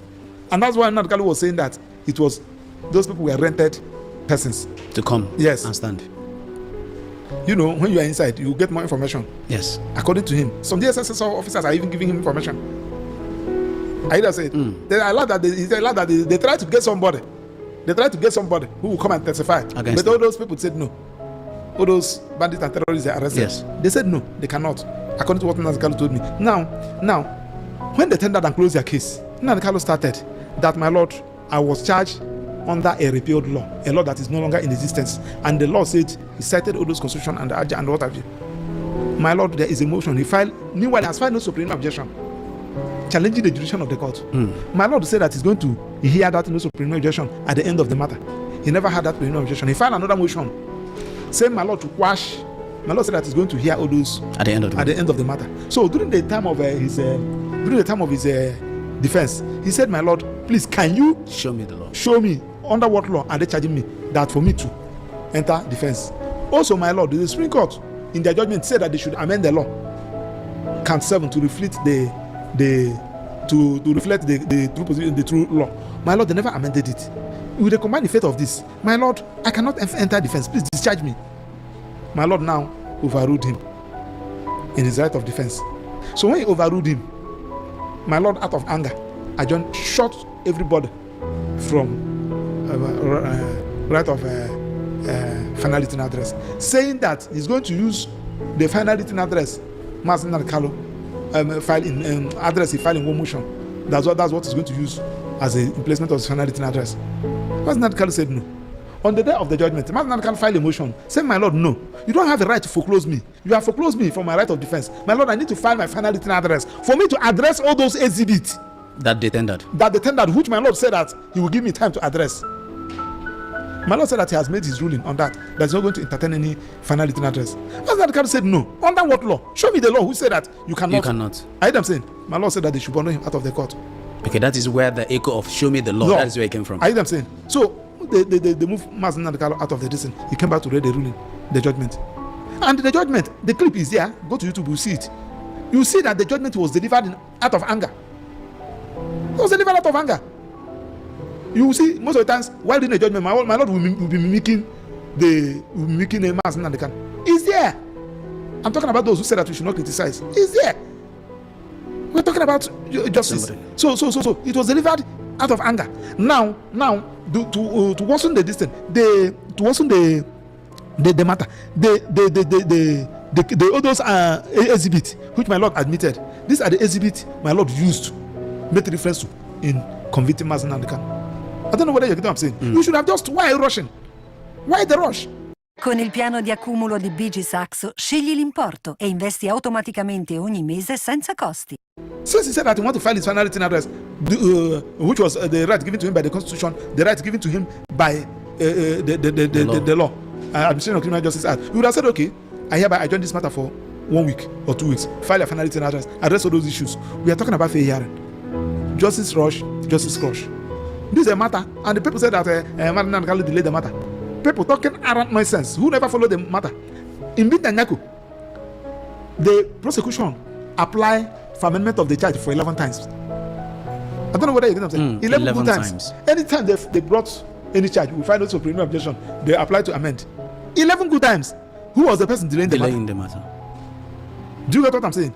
Now, when Mazen Nanakano was discharged and acquitted by Court of Appeal, federal government said we are not going to obey the judgment of the federal government of the Court of Appeal. They refused to comply with the judgment. They kept Mazen Nanakano with them until they went to Supreme Court. The same Court of Appeal who released him after 8 days or 9 days, they now granted stay of execution using civil application under civil law. The first in the history of Nigerian criminal jurisprudence. Donald, if you are Mazen Nanakano, how would you feel?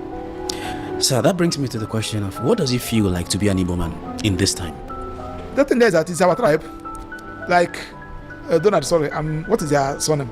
Ihononegu. You cannot say because 1 or 2 persons are misusing the name Ihononegu. You say that Ihononegu is no longer a grandfather. It's unfair now. Ihononegu never born people. There are some people who decided to misbehave. Igbos are good people, and I'm praying. If there is a thing like incarnation, God, please, in the next world, I would like to be a man. I would like to be a lawyer. I would like to be an Igbo man. I would like to be born by my parents. I would like to have my siblings as my siblings. Yes, Igbos are good people, very intelligent people, highly enterprise. They love themselves. They love others. They will come to your community. They will develop your community.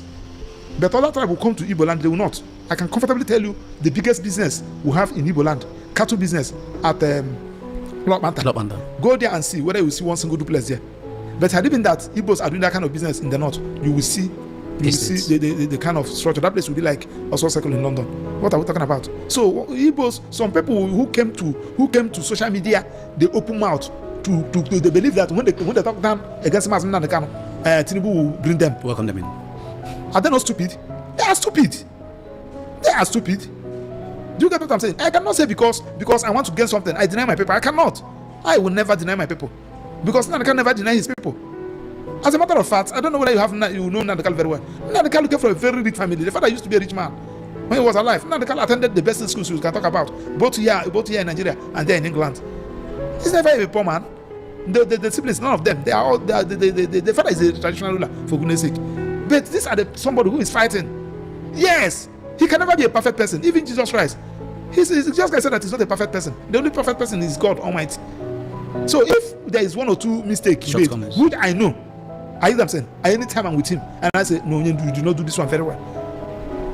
I hear them saying, you cannot say you now bring him down, you kill him. Yeah, I hear them saying, no. So simply because you want to, because of your personal political interest, you want to be on top. So let me criticize him. All right. Because it's very bad. Igbos are good people, and I love them.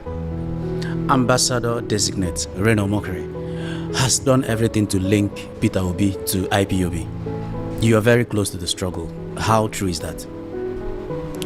What do you mean by linking Peter Obi in the struggle? Like he said, that Peter Obi is falling. Excuse me. If you don't want us to continue with this, don't call all those characters where I am. Don't call all those characters where I am. In fact, I don't like listening to them. Is Reno Mokere? What's the name? Reno Mokere. Does he have a good character? Is that guy somebody that you can? Any country they post that guy, you won't see me in that country. That is not true for you. There are some people that I cannot be bold to call my ambassador. For goodness sake, you are the person. Few months ago, you are going saying that Tinubu is a drug lord. Tinubu is a drug. Did you hear what Maxwell said there? Did you hear him? These are the characteristics of a Biafra. Any country they post that guy to, you won't see me there.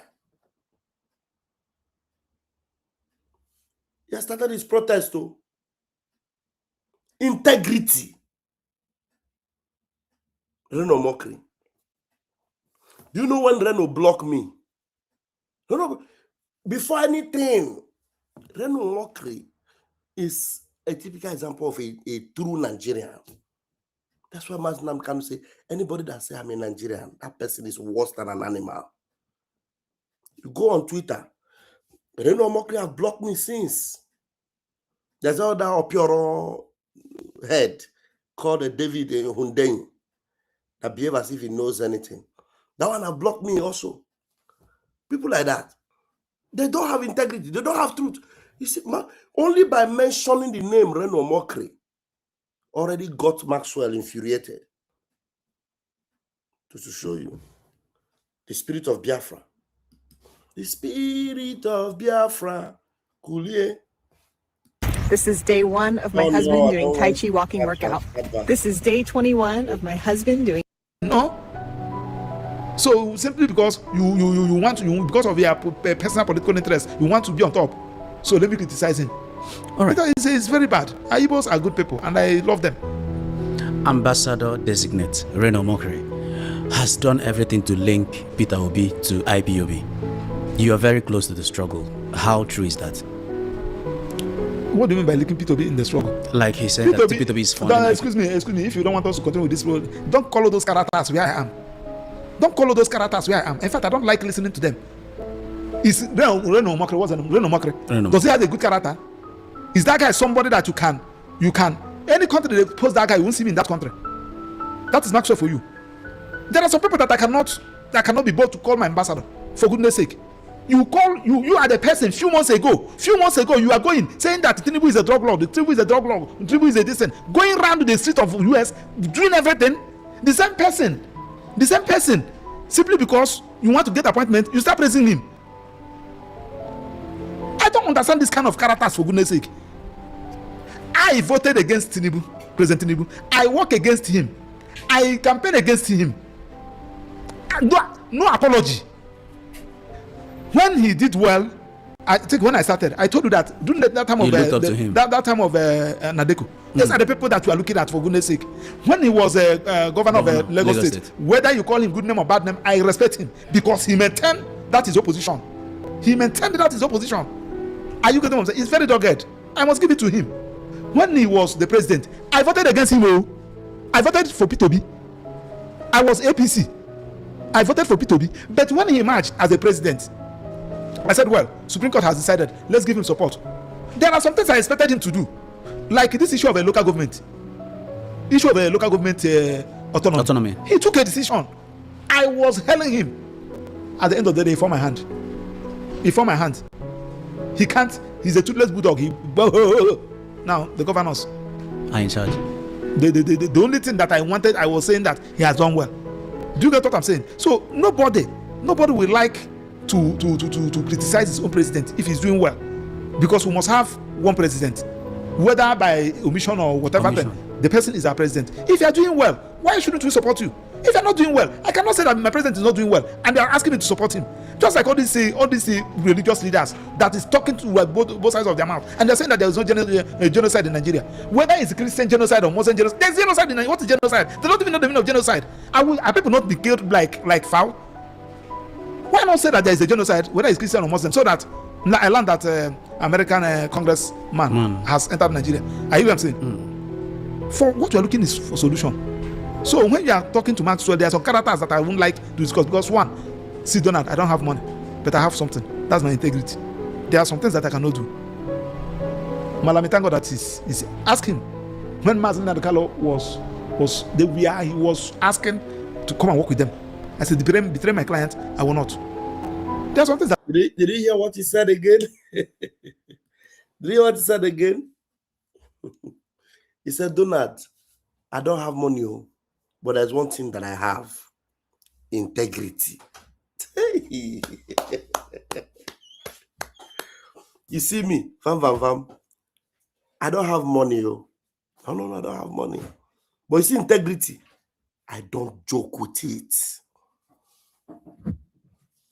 That integrity, is more than billions of dollars.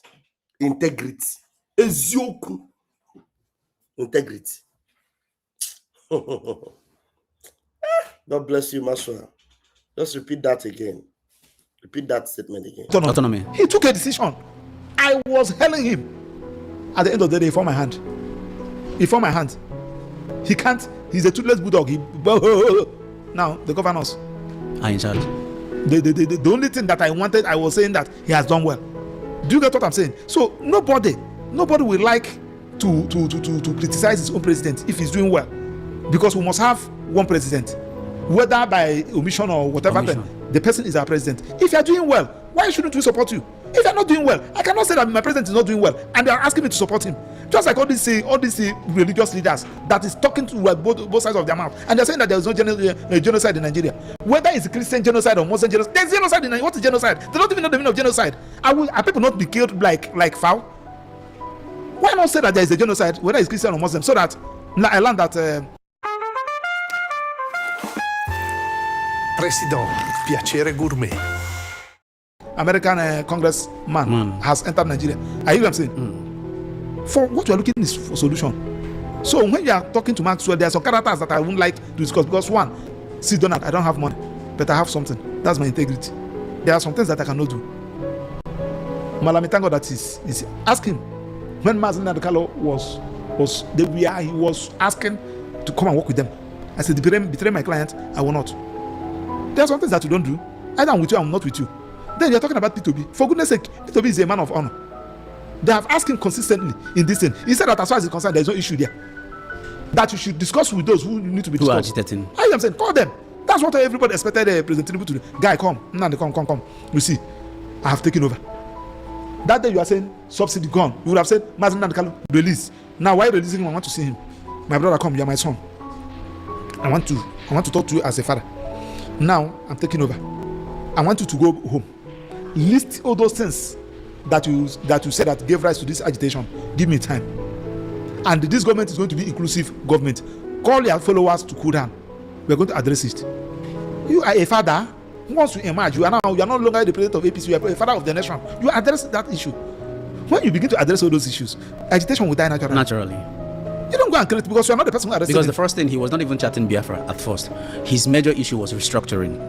That was it. Yeah, that was his first demand. When Ekweme, Professor Ben Wabweze, Bishop Chukuma, and some other persons met him, he said, okay, if you people don't want me to talk about it, let us restructure a country. Let things continue to move. Everybody will enjoy.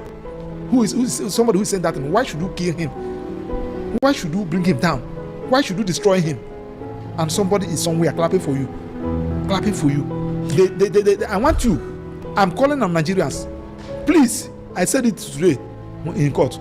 I want people to investigate how much that Nigeria spent in prosecuting Mazen Nadekalo, because they came with, I think, a former senior advocate of Nigeria and the team of lawyers.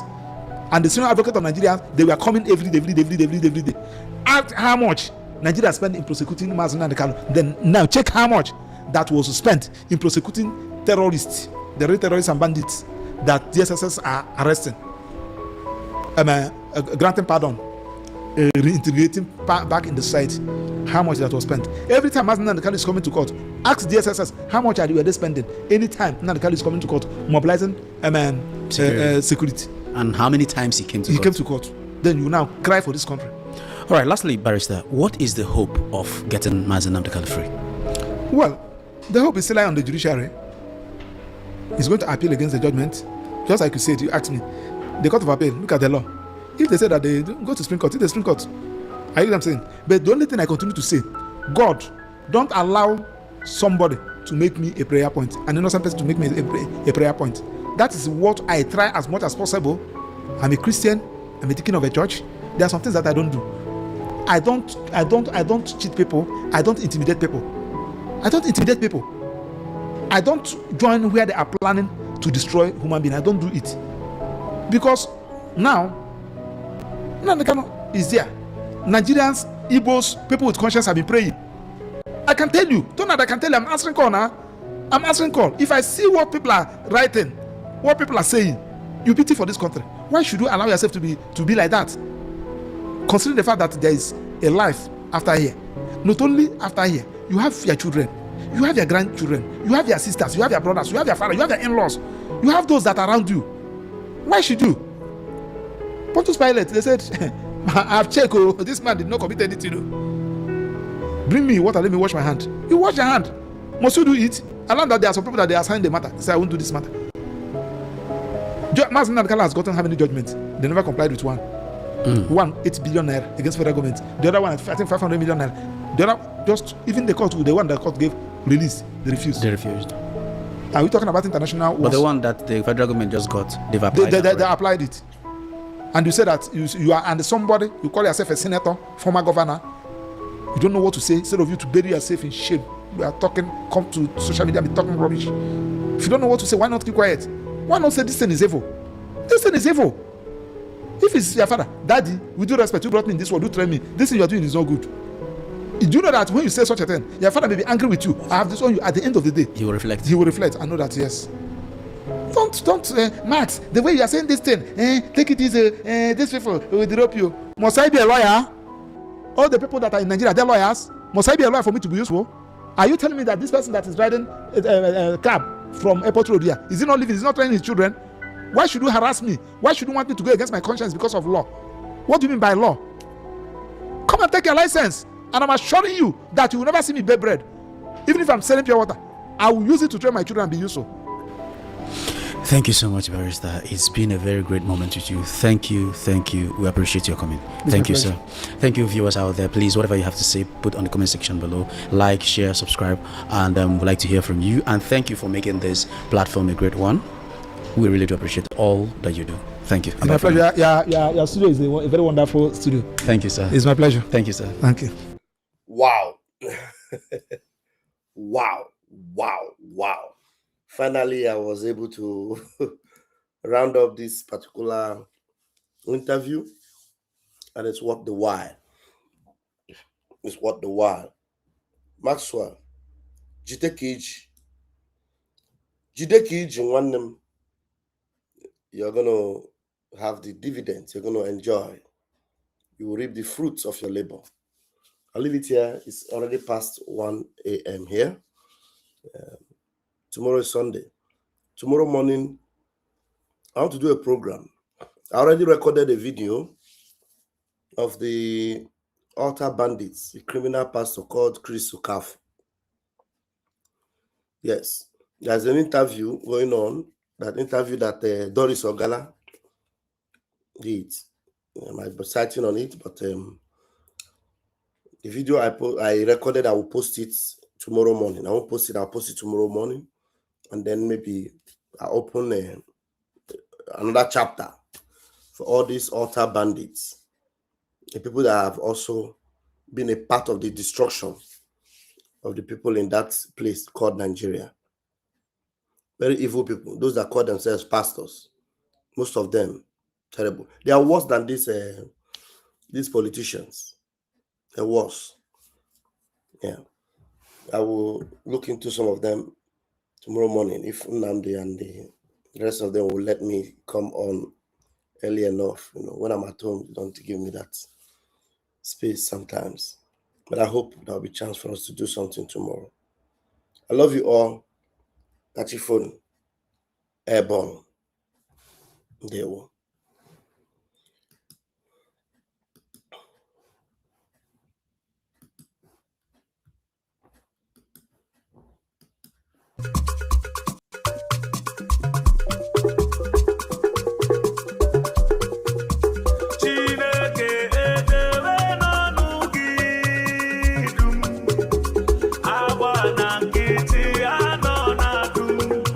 Chime, ni na ndiro.